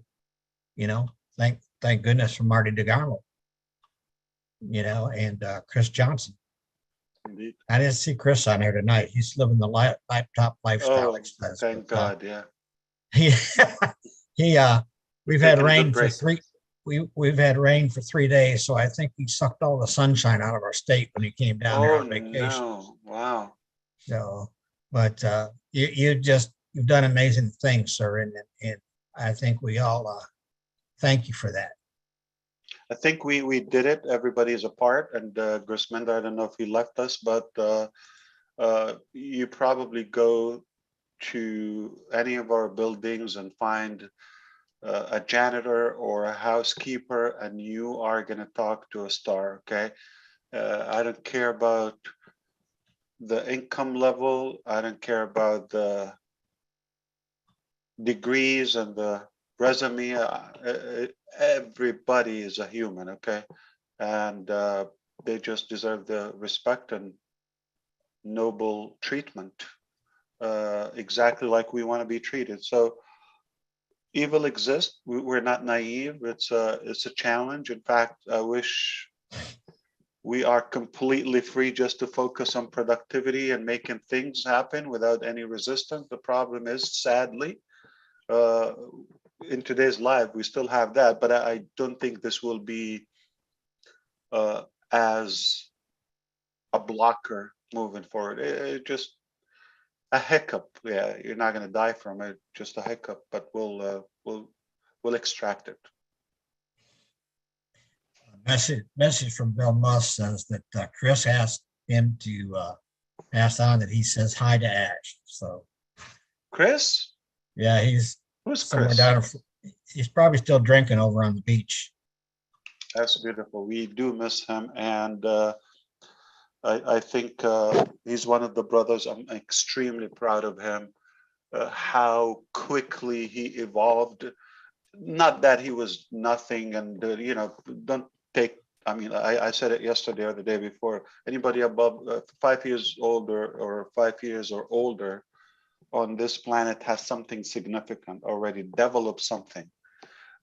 Needless to say, a man like Chris Johnson, but it's really inspiring to see how he persisted, and despite of the resistance he faced, but he he believed in his gut, and I think he has the intuition to that he has a calling as well for ONPASSIVE and to do better. So make no mistake, he is going to be a well-known figure, not by choice. It just happened. He saw it, the timing, his heart, his character. Not that he's the only one, but one of the many. But it's really inspiring how quick he became somebody I look up to. Yeah, indeed. And I feel like, you know, the trust is like to the highest level. Like, you know, there are a few people you trust them all the way with everything, right? Some people you trust them, you know, with this particular area, that area. But Chris is somebody that I can trust all the way. And having him feeling and the gut feeling and the reflection on his spirit and his belief level in ONPASSIVE also give us the evidence this is a done deal. It adds to that conviction to all of us. It's definitely inspiring. Like you, Ron, and Lynn and Julie, Milo, those who work, they're committed. They just picked up voluntarily, whether, you know, Marty DiCarmo, I mean, seriously, sometimes I feel it's unfair not to mention names, okay, because they deserve to be known and recognized. But at the same time, it's just so many. So my apology. I mean, every one of you who did, we know what they did and their part and position with this journey, but it all matters. It cannot be done the way it is without those who are taking that volunteer responsibility. Yeah, Marty doesn't like to be praised, but because he loves doing this, but I don't like that guy. Yeah, you know, thank God he's here to keep Chris in line. Oh, he's here? Uh-oh. I was talking about Chris. Okay. Yeah. But Marty, no matter what you say or do, everybody looks up to you, brother. You're a rock in ONPASSIVE. I was just thinking about, you know, can you imagine the impact? How active is Chris, for example, and others? You know, just this is an example, but he was maybe the trigger the other day, and I was thinking about the possibility of launching some projects and causes on the name of others, like Chris Johnson, like, you know, those who are contributing. I want to create, well, maybe I don't want to say this, but I already have a plan. But no, some people really, they're not getting enough recognition. But I thought, like, you know, they don't want to speak up, they don't want to come forward. We're gonna make it for them. Okay, they deserve. They're serving everyone else, so we want to do that. I don't know if you remember Scott Nelson. So one of the things I want to put something in his name, you know, as a permanent legacy. I know what he would like to see, and nobody did anything that will be forgotten. Yeah, never. I wish to talk about two topics, but I'm not sure when can we do that. I see that right Julie now. here. Go ahead. Peter, no, but they're broad, okay, and we can go on, and I really have things to go to do, okay, even, yeah, but whatever you have time for. But let's put the topic and see what we can do and how we can finalize them. Topic one is I want to just address the O network structure. I really have that pending. The team is on hold to get a definitive decision from us. I actually wanted to do that, but I said, let me try to talk to the founders, and I'm now talking publicly, to get more feedback and more opinion on the topic. So the O network, simply, if we, so that it can be more effective and we connect more and have more content and more knowledge shared, and I would like to be there, share like before, have some, those who can speak up. It's an incredible forum that we can utilize. So for example, like, should we allow everybody to share, no share? So for example, like, we want to vote on that. Two, should we limit the numbers of posts, so somebody like clicking the same thing 20 times a minute? Okay, should we limit per hour, per day? We can program all of that. And therefore, the last item is, should we have the admin, we can monitor that, and any nonsense, just delete it? Or should we have a vote where it's disliked, and any ratio of dislike, okay, then it automatically will disappear. It will remove it, coded. So let's say something that has 50 dislikes and 3 likes, it will go. Example, I'm just giving you the number. Something has 1,000 likes, but 10 dislike, that is okay. So do you have any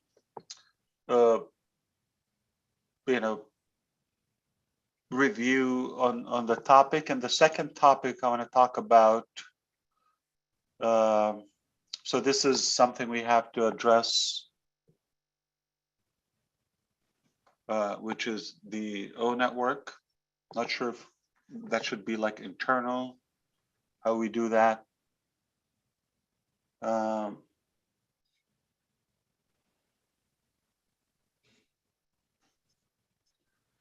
Actually, there are a few more things, but I'm not sure if they should be. They cannot be addressed public. Like the O leaders, we want to define something that we can move on flawlessly. Everybody knows what to do. That's something in my mind. How do you think we can discuss those? I think we could do it on a founders only roundtable. Don't you? Better. Yeah, sure. Yeah, you can definitely take a poll if you did it on the founders only webinar. Yeah, there will be features. We do have an email. We can give people about 24 hours to vote, to send the suggestions or vote on it. That would be my suggestions. And we do have an email that we used before, so we just have everyone kind of just put their vote on it. We put the list of your wish of what you, or not only your wish, but some of the things that you have mentioned, and we'll just have people vote on it and give them 24 hours. And I have a couple things that I'd like to list out. Instead of listening, and like, you don't think we need to discuss and explain why, or Well, just have a email, like a yay or nay email type thing? You could have options. Okay, these are the 3 options we're going to vote on. 4 options, because you're going to get flooded with just hundreds of options. I see. We could. Yeah, the other topic is, I don't know, Julie or Peter, because we want the ONPASSIVE angels in a way, and OBLESS advocates to be there, including Chris and all the rest of us.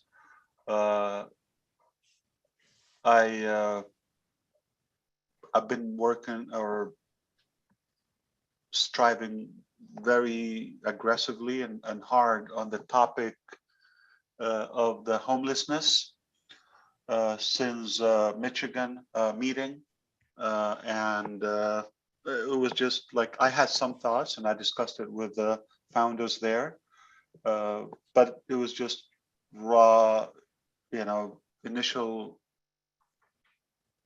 proposals, but I have been given it, more focus and concentration to really come up with a viable solution. So I do have a good way to do that, and the timing is happening because, like I mentioned the other day, Oblast is coming within less than 90 days. And we're at a position where we can have that plan. So this would be a project among the Oblast. And I do believe we're going to have, let me call it this, we want to call it sanctuary, okay? I think that can be controversial, but we can call it something with Oblast that will have the homeless, unfortunate person to come in, get equipped where they can have career income in a certain time, do something in return. We're running a nonprofit structure. They leave there independent. Within a certain period, I have that, get a number, do that, and create those hubs across the United States, cities, one by one, states, that will slowly minimize the numbers until we become so known and others will ride with us.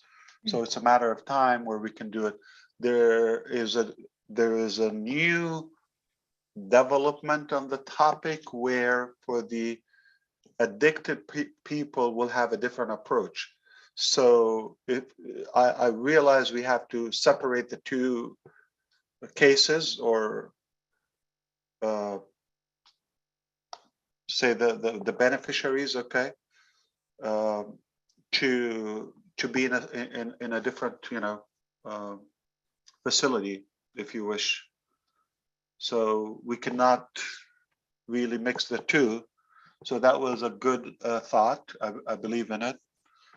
And I've been walking through downtowns and towns in the severe weather and talking to those people to have a perspective and to see their needs and all of that, to get them to the point where they have a place to sleep in, like even a box, something warm with enough food, is their wildest dream for the most, okay?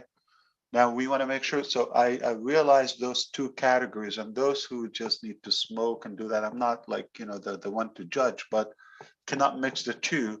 So I envisioned a different structure where we can do that. So I want to have a discussion with the engineers, the IT engineers. I want the architect engineers from ONPASSIVE to be there. We can do a Zoom, okay?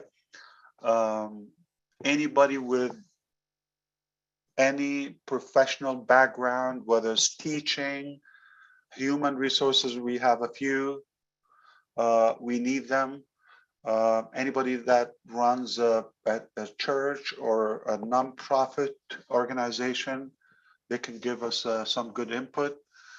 Anybody with financial background, all of that. So we want to regroup in a way and maximize the skill in ONPASSIVE to just lay out the plan. I will give you what I have so far, and we will just literally put the blueprint, and ONPASSIVE is going to make it happen. When I say ONPASSIVE included, it's heroes. So I think, yeah, Chris has to be there. All those we're in Michigan has to have to be in the discussion, and if we manage it well, we will walk away with a plan. And I pledge to take immediate action. We will do it. ONPASSIVE will do the funding, will do the logistics. We will get it done. We'll get this organized, and we'll upload to updates for everyone to know. But we'll organize this and we'll make this happen, Mr. Ash. Yep. I Every love day there hearing will that. be, yes, every day there will be Great. one saved person every day. We're going to continue doing it until you walk in the street and you don't see people laying down. Yeah. Mr. Ash, could I please be a part of this? Everybody's invited. You're a founder. Everybody's, yeah, absolutely. I handle battered women. I've done it for 40 years, and we've had to relocate women out of the country on our own dimes. You know, we had to get people out to save their lives. And when you were mentioning, you know, the alcoholics, then there's the mentally ill, and then, you know, there's different Physically, categories. exactly. And the disabled. And there are people who are taking advantage. They're just abusing that. So the families, everything. we will have an easy process to sort them out in the right direction. That's not difficult. But Willow, as you realize, this is not something like mostly if I have a product, if I have a project or something I want to create, I have the team behind the scene. You're just not gonna. But this is something for all of us. I know you want to be a part of it, and I think it does make sense from the founders. And we don't need any more. We have enough knowledge and expertise that we will we'll get something done. There will be less homelessness. You know, in some towns we could completely eliminate it. In some towns, you know, we will take it down to the bottom, but it will be better. We will do better than any government, any mayor, any, you know, nonsense. So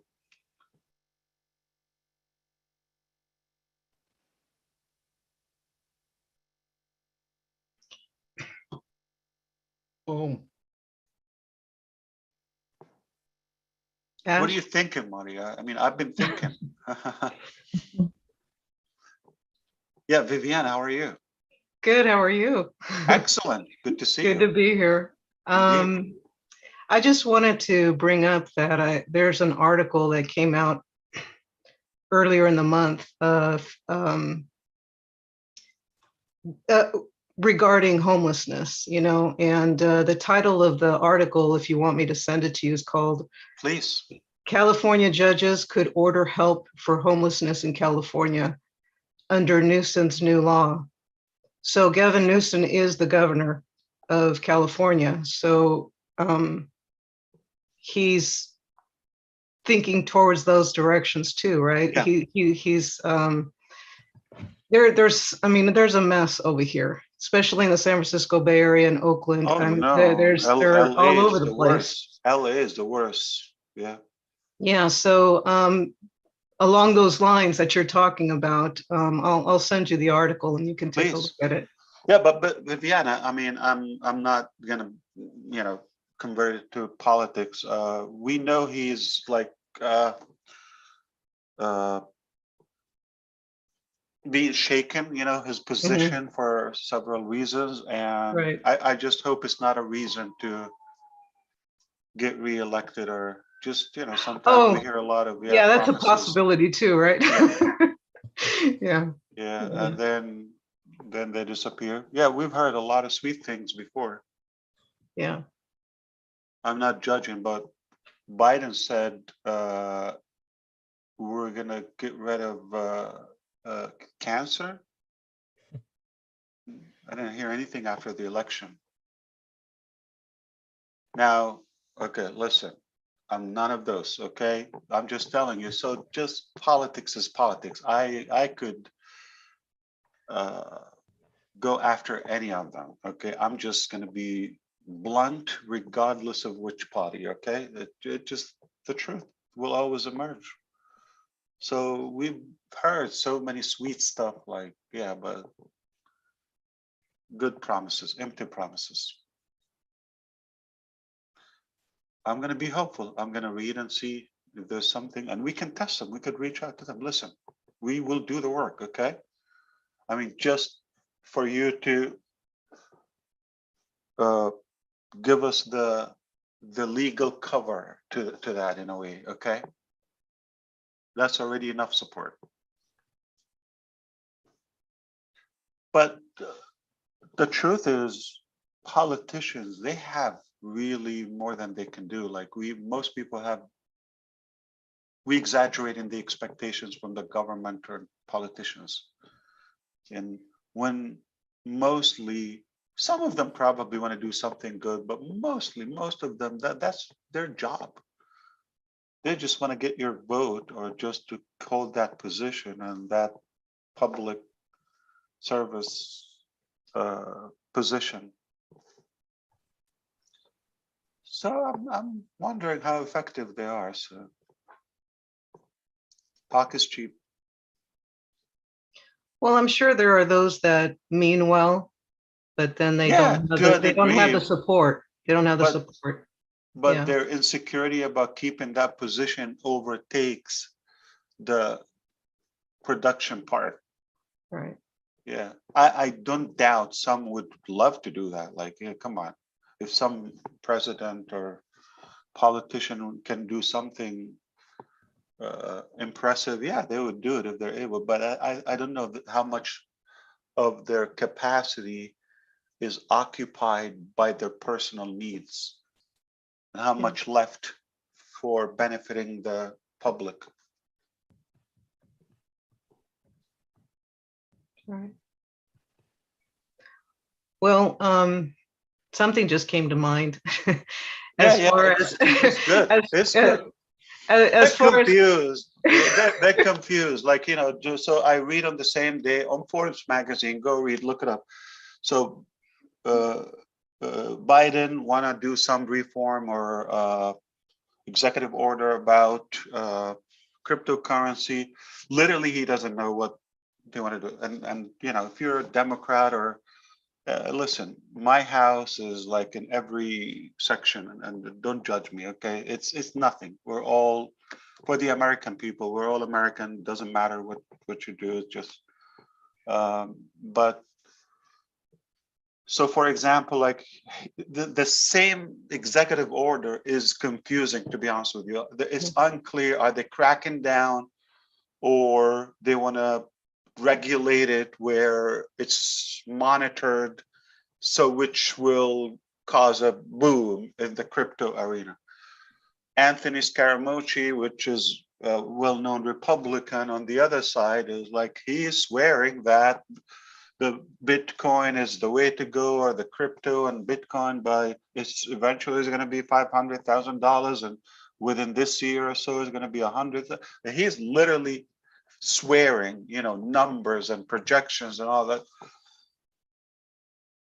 What the take on this is, they don't know what they're doing, and they're just they're confused.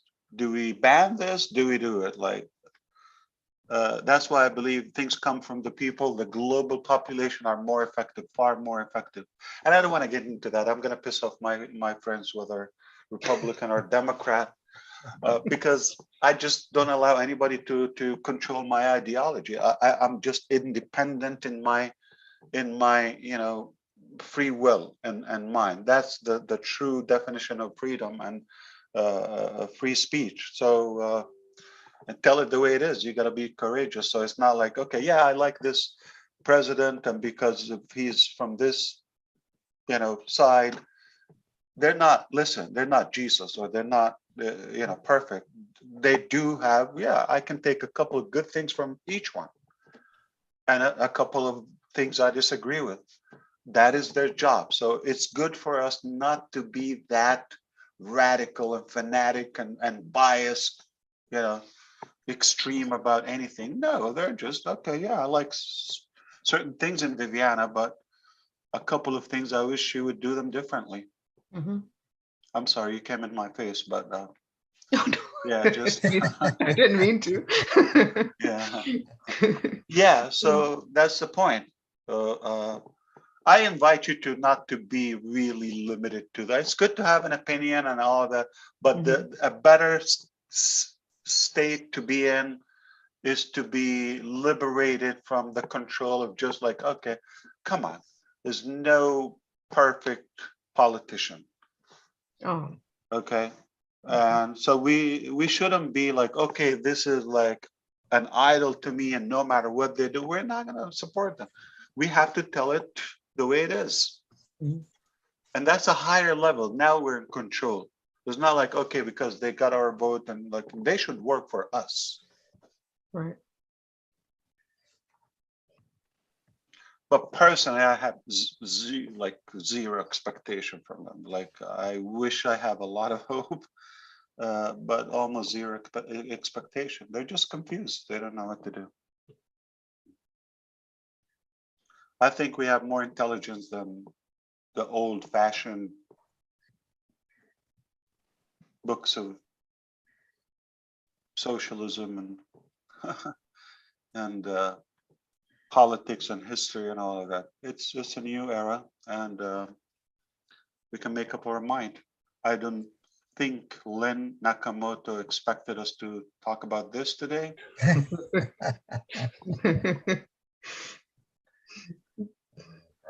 You just never know where the conversation's going to go. That's what's fun about webinars. Yeah, That's what's fun about Friday Night Live. I think somebody should give me a red flag sometime. Like, Ash, don't go there. You just stop me. Yeah, you're too kind. You know, you don't turn any questions away. Yeah, absolutely. I mean, somebody's offering support or knowledge. Yeah. Ash Mufareh. Here comes somebody who's not raised his hand and just is going to interject. Remember remember the guidelines, Richard? Remember the guidelines? I love all of you from the bottom of my heart. Hey, Ash, yes, I remember the first time we talked, and I'm looking at you today. You're still as handsome. You're still as handsome as you were that first time. Do you remember the date, Rich? Remember the date? Yes. It was August 22, 2018.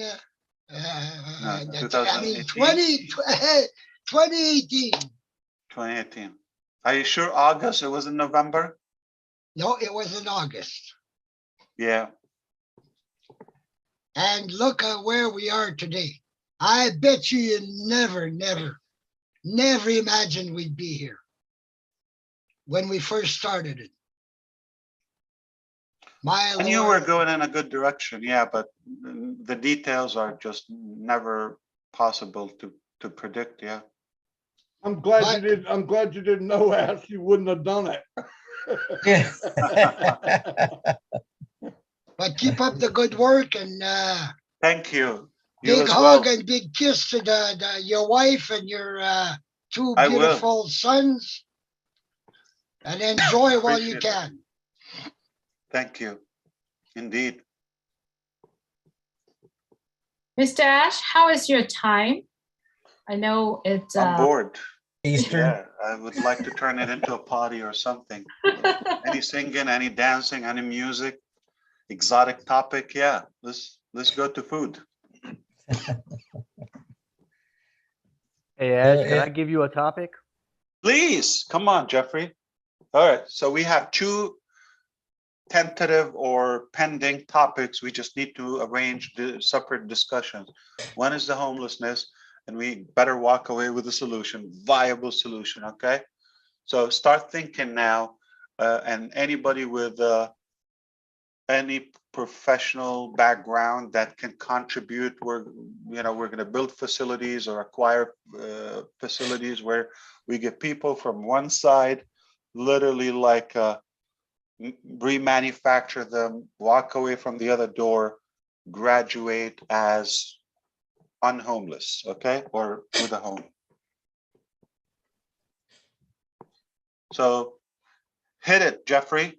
I love everything you do. I certainly appreciate you. You do have a way of talking and saying things.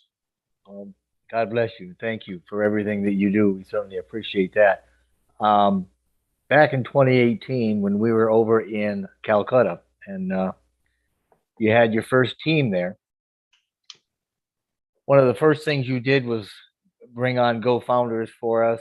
And there were some things that you wanted to do later as we started to project into and get into the product suite, where we didn't have technology that was needed to do some of the things you wanted to do.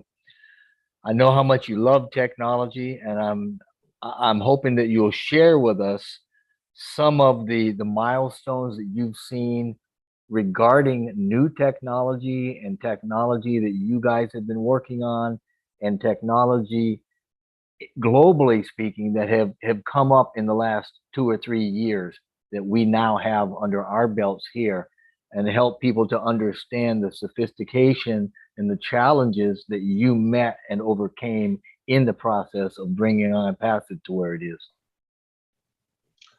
I so much appreciate the topic. Yeah, definitely. I love it. So I think the need is the mother of all inventions.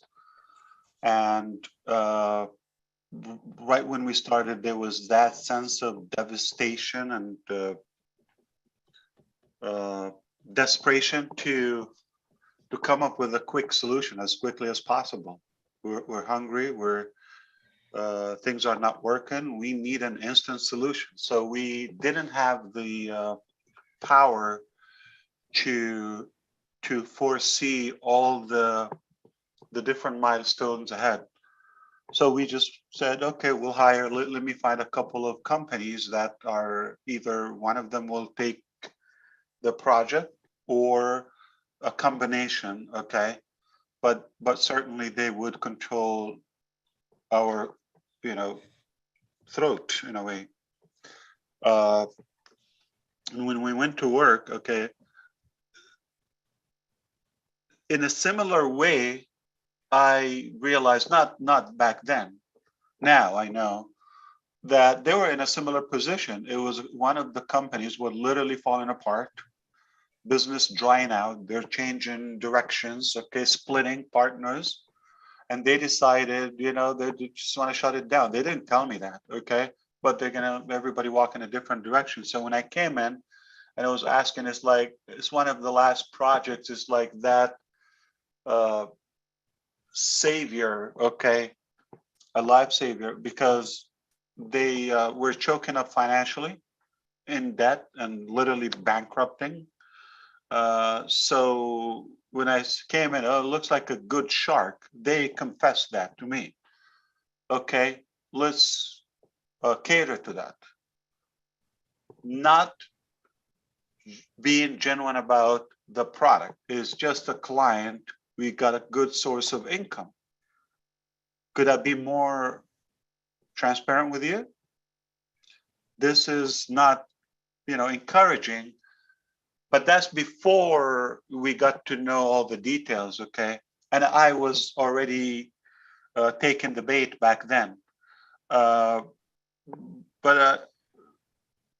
I realized that just a couple of weeks in the game, they have no full understanding of my vision. So they agreed like 60, 90 days in the beginning, 60, 90 days. The budget was nothing, okay? I said, okay, let's do it. And in fact, I was gonna say, can I pay more so we can have you completely dedicated, like put everything on hold or something, or manage, and give us your dedicated time for this period so we can finish the project. Because I came up, with the solutions to them, not only like, okay, I just wanted just a broad, vague theory. No, I came up with this feature, this technology, this is what we're going to get. And it was easy for them. Yeah, it's like, okay, we'll just follow that. They can do it, but it will be depending on other companies. But the more they talk to me, the more they realize this team is not going to be able to do it. Not at the circumstances they were in. They were literally going home and packing. And but I saw that we already invested a little, you could say now a couple of weeks or probably a month or two in the game before we go live with O-Founded. Then I recognized it's not going to work as outsourcing this project.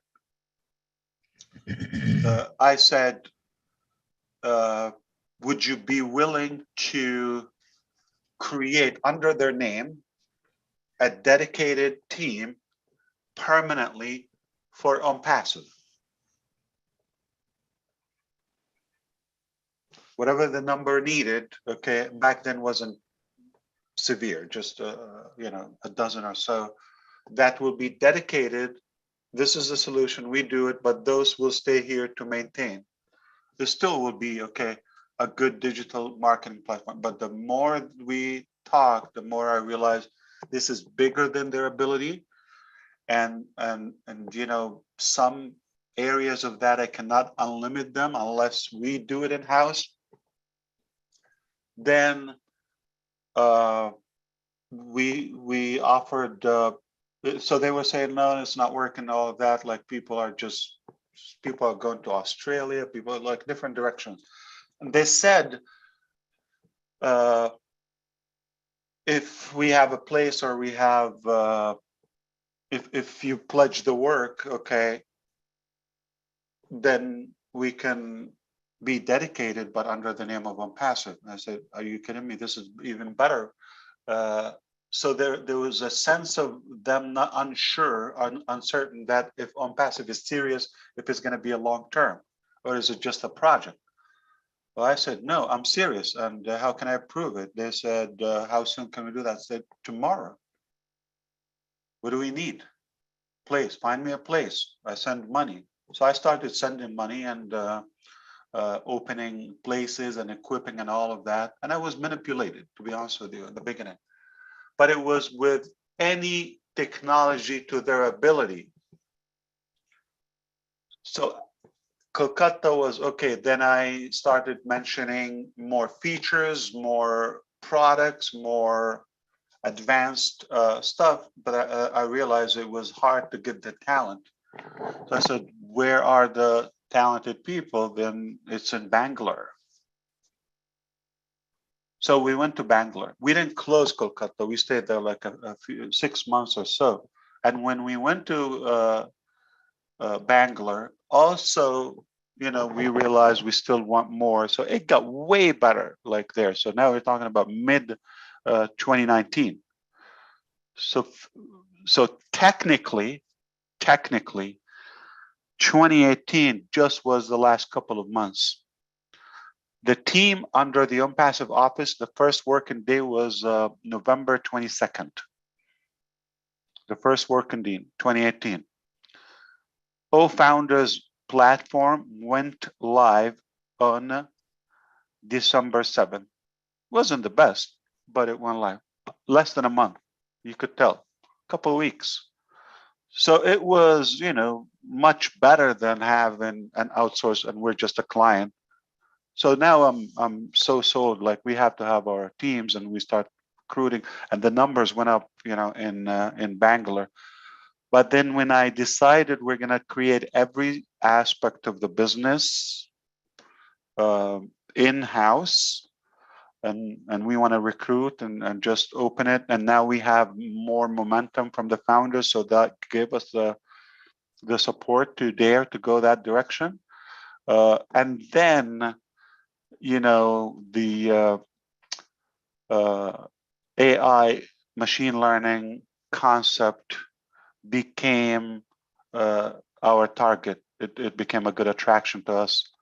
So that was, you know, the evolution. Now, about a year in Bangalore as well, okay, to adjust to the concept. Now we're forming a new company. It's not just a platform. It's not just a digital marketing. We're more complete. Everything we want to have it in-house organically. So it became, but it's still at the moment, not the latest technology, not the latest to our ability, but not until like now we look at it as okay. But it was a work in, you know, in process, and when we moved to Hyderabad, it was just crystal clear what we are and what we want to do. And we set the bar very high and the standards, so it became quite clear, that it's no longer digital marketing. It's not an MLM. It's not network marketing. It's not just targeting the marketers. Okay, it became, we want to really reorganize that entire ecosystem, and the progress in 2020 was the most tangible. I think now looking at it, like, we have the ultimate, because I began going after each department. What is the latest technology? What is the framework that we need to endorse? What would Apple do? That's my question. I'm not hiding that. What would Google do? Okay. So think of that. In the beginning, it's just like another client, another project. But for the last year, 2 years, it's been really on spot, the latest technology, but the ability increased once we figured out the funding, and then we removed the cap and the budget. Okay, it became like, I just want the best, the ultimate, regardless of the cost. Yeah, it's taken more time because now we're changing the strategy. So the latest technologies in the programming language and the database, that came literally in 2020, 2021, and we've been on it. Okay, and then I defined more all the different projects to the different departments. Some, got a good grip right from the beginning. Some, they said, this is difficult, we'll leave it last, the order of that. But now nothing is difficult because we've attracted a massive team and more talent. We're more established. And in 2021, the idea of data center and became, the shaping of the AI, it became a part of our business. And then I'm going to respect the question and say another ambition I've had for a while, beside the data center, is the 3D printing. And I understand that 20-25% of all manufactured products will be done in 3D printing in the near future.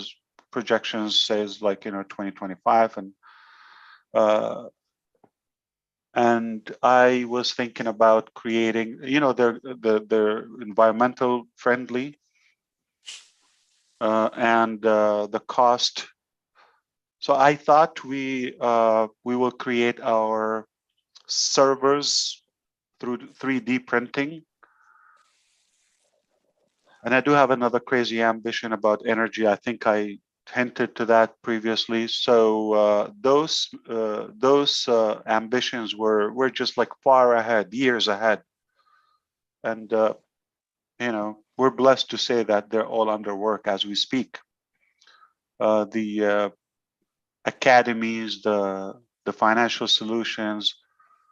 So the technology, I think we're at the highest possible level, the latest technology in terms of programming and database and all of that. I don't think there's anything above. So we're at the peak of where it should be. Cannot be more advanced in terms of the digital products. But what came faster than we thought, the other aspects and the projection of the other milestones, 3D printing, energy, just keep it at that word, okay, energy, and mining, financial solutions, data centers, I mentioned, global universities. they came much faster than I really ever imagined. And I'm not going to say, oh, no, I planned it after 10 years. I'm not going to stick to that. So if you have the opportunity, you grab it and run.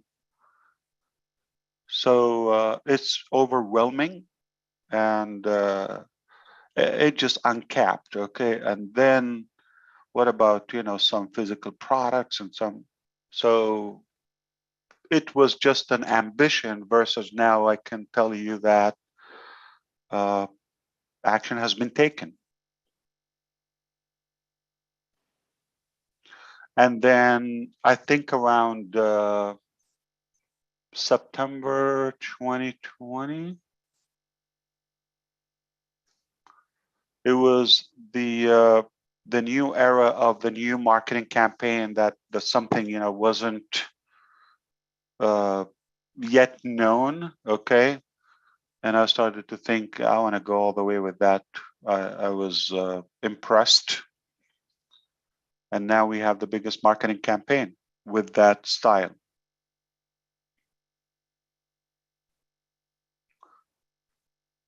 So some technological, some physical, some humanitarian, some academia, if you wish. Yeah, go ahead, Ron. I just want to interject something right here with all due respect to people. This is not, I repeat, is not a question and answer webinar. Some people got in to talk before we could stop them. This webinar was designed to have our engineers or the tech people and Ash to speak. That's what we're going to do. So please do not raise your hands, because this is not a question and answer. Okay. You don't need to text people and complain. So if somebody asks me, I don't answer, right? That's right. Okay. Okay, go ahead. Now that we got that over with. Yeah, so I don't know if that helped in any way, Jeffrey. Jeffrey? Beautiful, absolutely beautiful. Thank you so very much. I understand it's probably painful to the brain, but you not at all. You cannot sleep on it. Yeah, I love it. Thank you so much. Yeah. Soon we'll have a personal belly-to-belly chat, and we'll be able to break it down.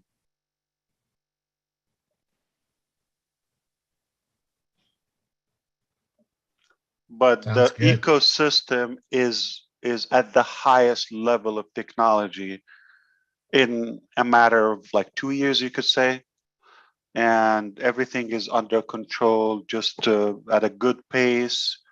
Whatever the idea of the project, I actually said it repeatedly, give us an idea, it's going to be done. So this is not an overnight ability. The capacity of our development teams is just uncapped. So that's powerful, and that is going. Then other locations are, just in different areas, focus of actual products. That's why when we talk, Cindy, I don't know if she's still here, but I know we're going to generate revenue as a company. I know, okay?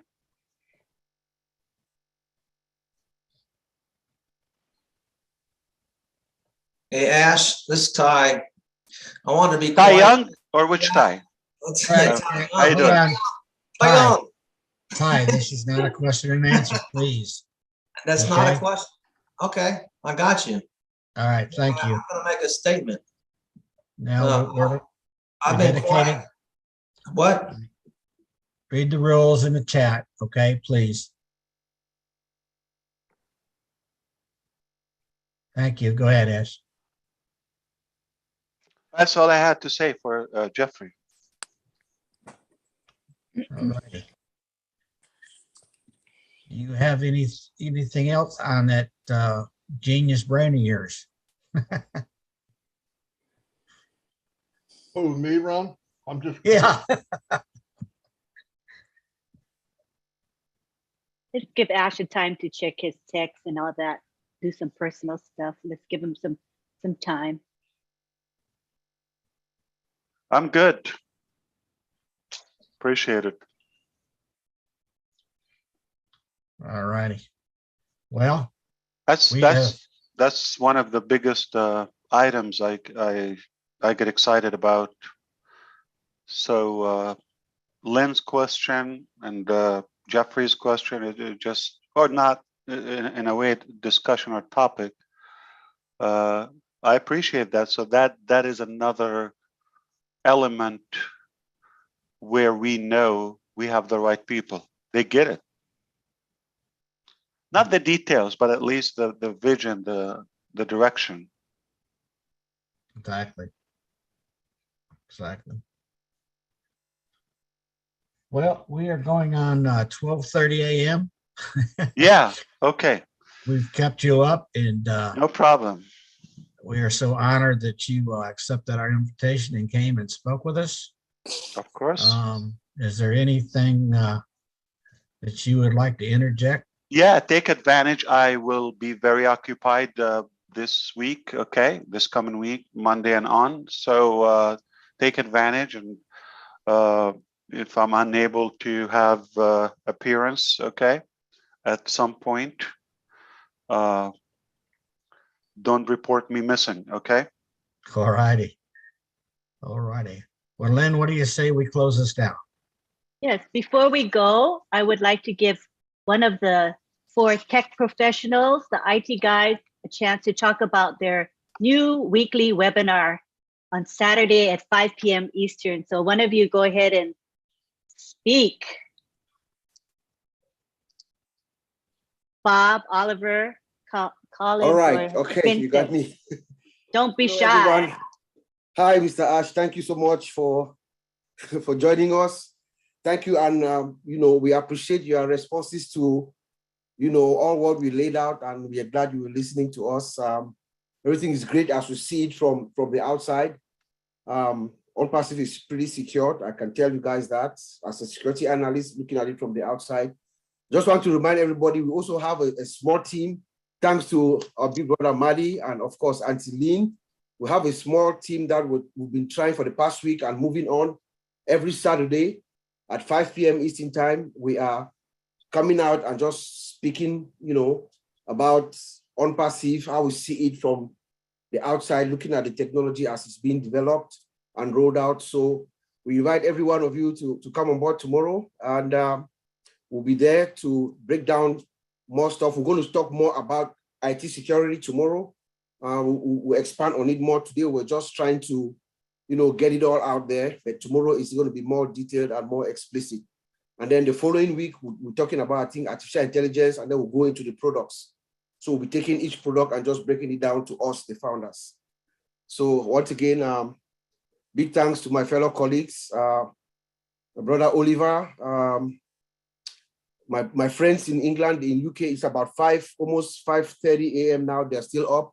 I see Collins is there, and Vincent. Thank you guys for staying up, and hope to see you all tomorrow. Thank you. Back to you, Lynn. You guys want to say something? Go for it, you guys. Where's Vincent? Colin, Oliver, go for it. Yeah, want to thank everybody. Thanks the big bro, Madi, and our humble CEO, our respect, and for all what you've been doing to us and to the company in particular.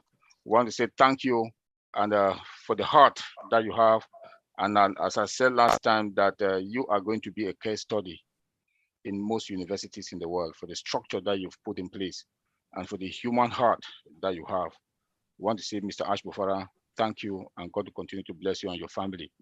And for our show tomorrow, it's every Saturday, 5 p.m.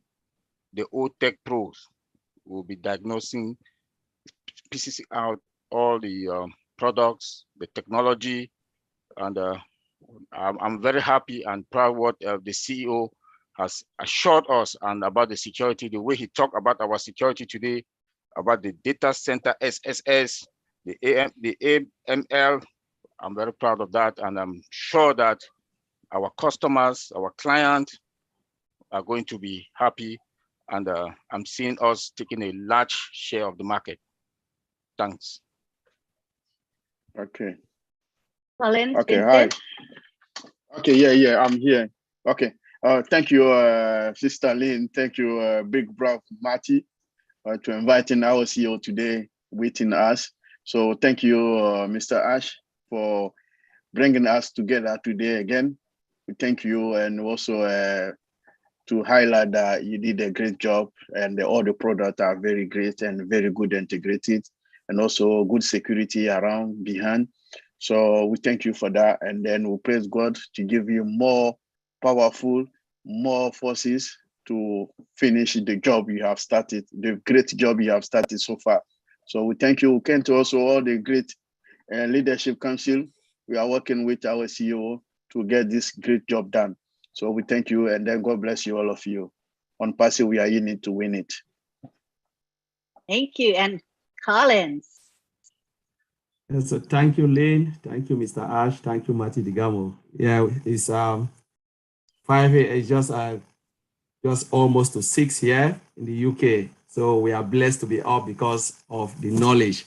You know, Mr. Ash have just like blow our mind. That's and smiling. Good attitude. Beautiful. Some people don't wake up like that, needless to say, until 6 o'clock. Yeah. Yes, it's just like we can't even sleep with the knowledge. No, we thought we know a lot about, the knowledge of security, and you've just extended again. We're just thinking, okay, this is what we know, this is what we know. And now you've just told us that, what you know is even lesser than what they've built behind ONPASSIVE, which we are really grateful. And that's more knowledge for us. And we will continue, Colin. Like, we will continue. It's not like we said, oh, we're done. That's it. There's nothing we can do. We'll continue adding. Yeah. Anything we can do, we'll do it. There's no question about doing the work. That's why we talk about continuous integration, that if people think ONPASSIVE will stop there, never, because you need to add values, and the more value we get, the more, the more people will stay. Because I remember you said something in one of the corporate webinar. You said, if we stop developing, what would be the motivation for people to come in? Yeah. So the more they develop, the more people will be motivated, because there is nothing again for us to see. So everyone just say, you know what, the software is boring. Let me look for something else. And that is why technology, as you said, always evolves. People keep on learning new skills because they want to upskill and develop more. And at one point we said, if you don't learn as an IT engineer, you will be outdated. So we keep on learning because we want to improve ourselves. And that is the beauty about ONPASSIVE and about technology. And that's why I love technology. I sleep and I breathe only technology. There's nothing else I can do out of technology. And I just want to thank you for, ONPASSIVE, because it's like we are in a new school now, learning more. So I just want to thank you. And tomorrow for our show, last time we talked about software development life cycle, and we'll be talking about security, IT security regarding ONPASSIVE. So please come to the show. We'll break it down and we'll talk more about it. So thank you very much. God bless all of you. God bless Mr. Thank you. And Lynn, if I can add to what Colin said, the key here is to be in marketing. I'm going to give this value to the public and anyone listening. There's something called a pattern, or breaking the pattern. Okay. So in ONPASSIVE, we like to be a pattern breaker. When you think as a customer that this is it, we break the pattern. We get into a different lane. Disrupt with stack the cool more and more. So it will be an ongoing, infinite value, addition, compounding constantly. Okay, so what we know today is what we know today. A year from now, you just saw in the last couple of years while we're building the corporate, but now that we have the structure, the resources to do, you could imagine the pace moving ahead, how fast we're going to go, not only to complete those major products and milestones, but also opening more new channels. So we're unstoppable. That is just a fair statement. and we are a pattern breakers. We're unpredictable. We like to be that way. It just works in marketing. We like to keep some stuff under, in the bag, if you wish, and just a good surprise when they're available. Some of the stuff is happening as we speak, so they were like, I didn't mention them publicly up until now, nor to the founders, not in any platform. Very few people are aware of those. They're just about to happen, and I'm just going to invite you to come and see this something with me, and you're going to have that reaction, guaranteed. All right, cool. Well, thank you, Ash, again for joining us and the IT guys. We appreciate it. And is it hard to leave, Ron? Do you want me to leave? Is it hard? Yeah. You can just tell me go away. Time to go to bed and go pee, okay? No pee. No, this was pleasure. I enjoy being with you. I love doing that. Especially, I like the topic you and Lynn, suggest here. It's definitely informative. It's been very selective the last few topics, and very interesting. So I thought, yeah, it would be a good idea to be here. Also, the fact that I was occupied during the roundtable, so I feel like I want to make up some more interaction for Monday. And coming this week, Monday and on, I thought, just in case, because I know I'm going to be very busy. I'm actually overbooked. I don't know how we're going to handle it, but hopefully we'll do. And just in case you miss me, do not report me SOS. No, and by the way, you like that high and tight haircut there. Thank you. You go see John White? Yeah, appreciate that.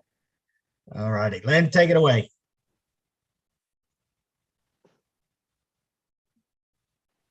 You got on mute. Okay. That would be nice. All right. Thank you so much. Okay, so we've come to the end of Friday Night Live. It was a lively discussion. We've been here for what? 4.5. Who cares? Yeah. 4.5 hours. Anybody get paid by the hour here? No, it's not like minimum wage. Yeah. I know the time flew by, in my opinion. Yeah, it's family time. Flew by. Definitely. So it's time for the only me to thing say, we have to do a lock pot next time. Yeah. So we just a what? Bring our food. Yeah. Potluck. BYOB. Okay, let's do it. All righty. So it's time to give our thanks for the people that helped us have this webinar. And first of all, my thanks goes to Marty, who hosts this webinar. It gives up his Friday night every Friday for months now.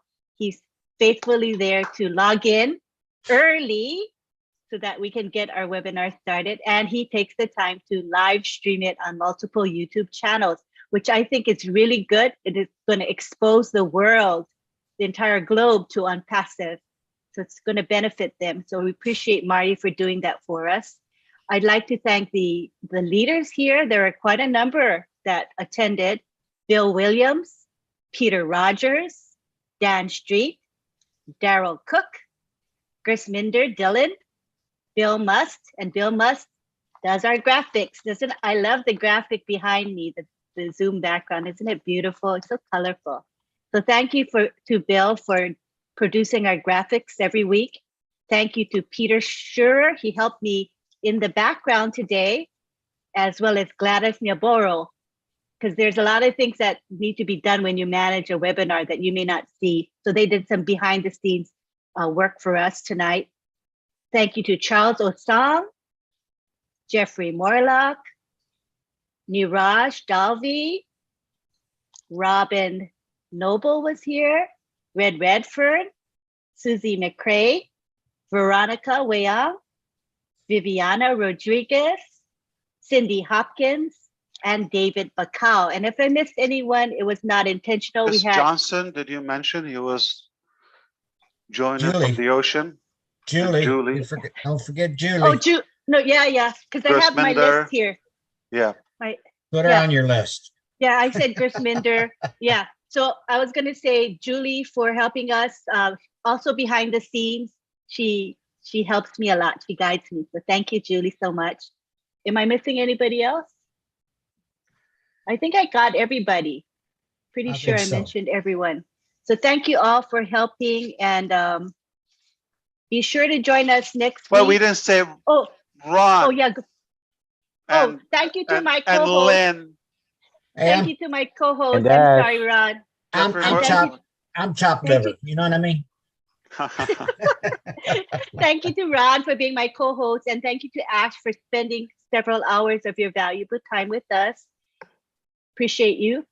And thank you most of all to our attendees, because without you, we would not even have a Friday Night Live, right? So we don't want to take you guys for granted. So at this time. Oh, wait a minute. Let me do this part, okay? Let me do this part for once.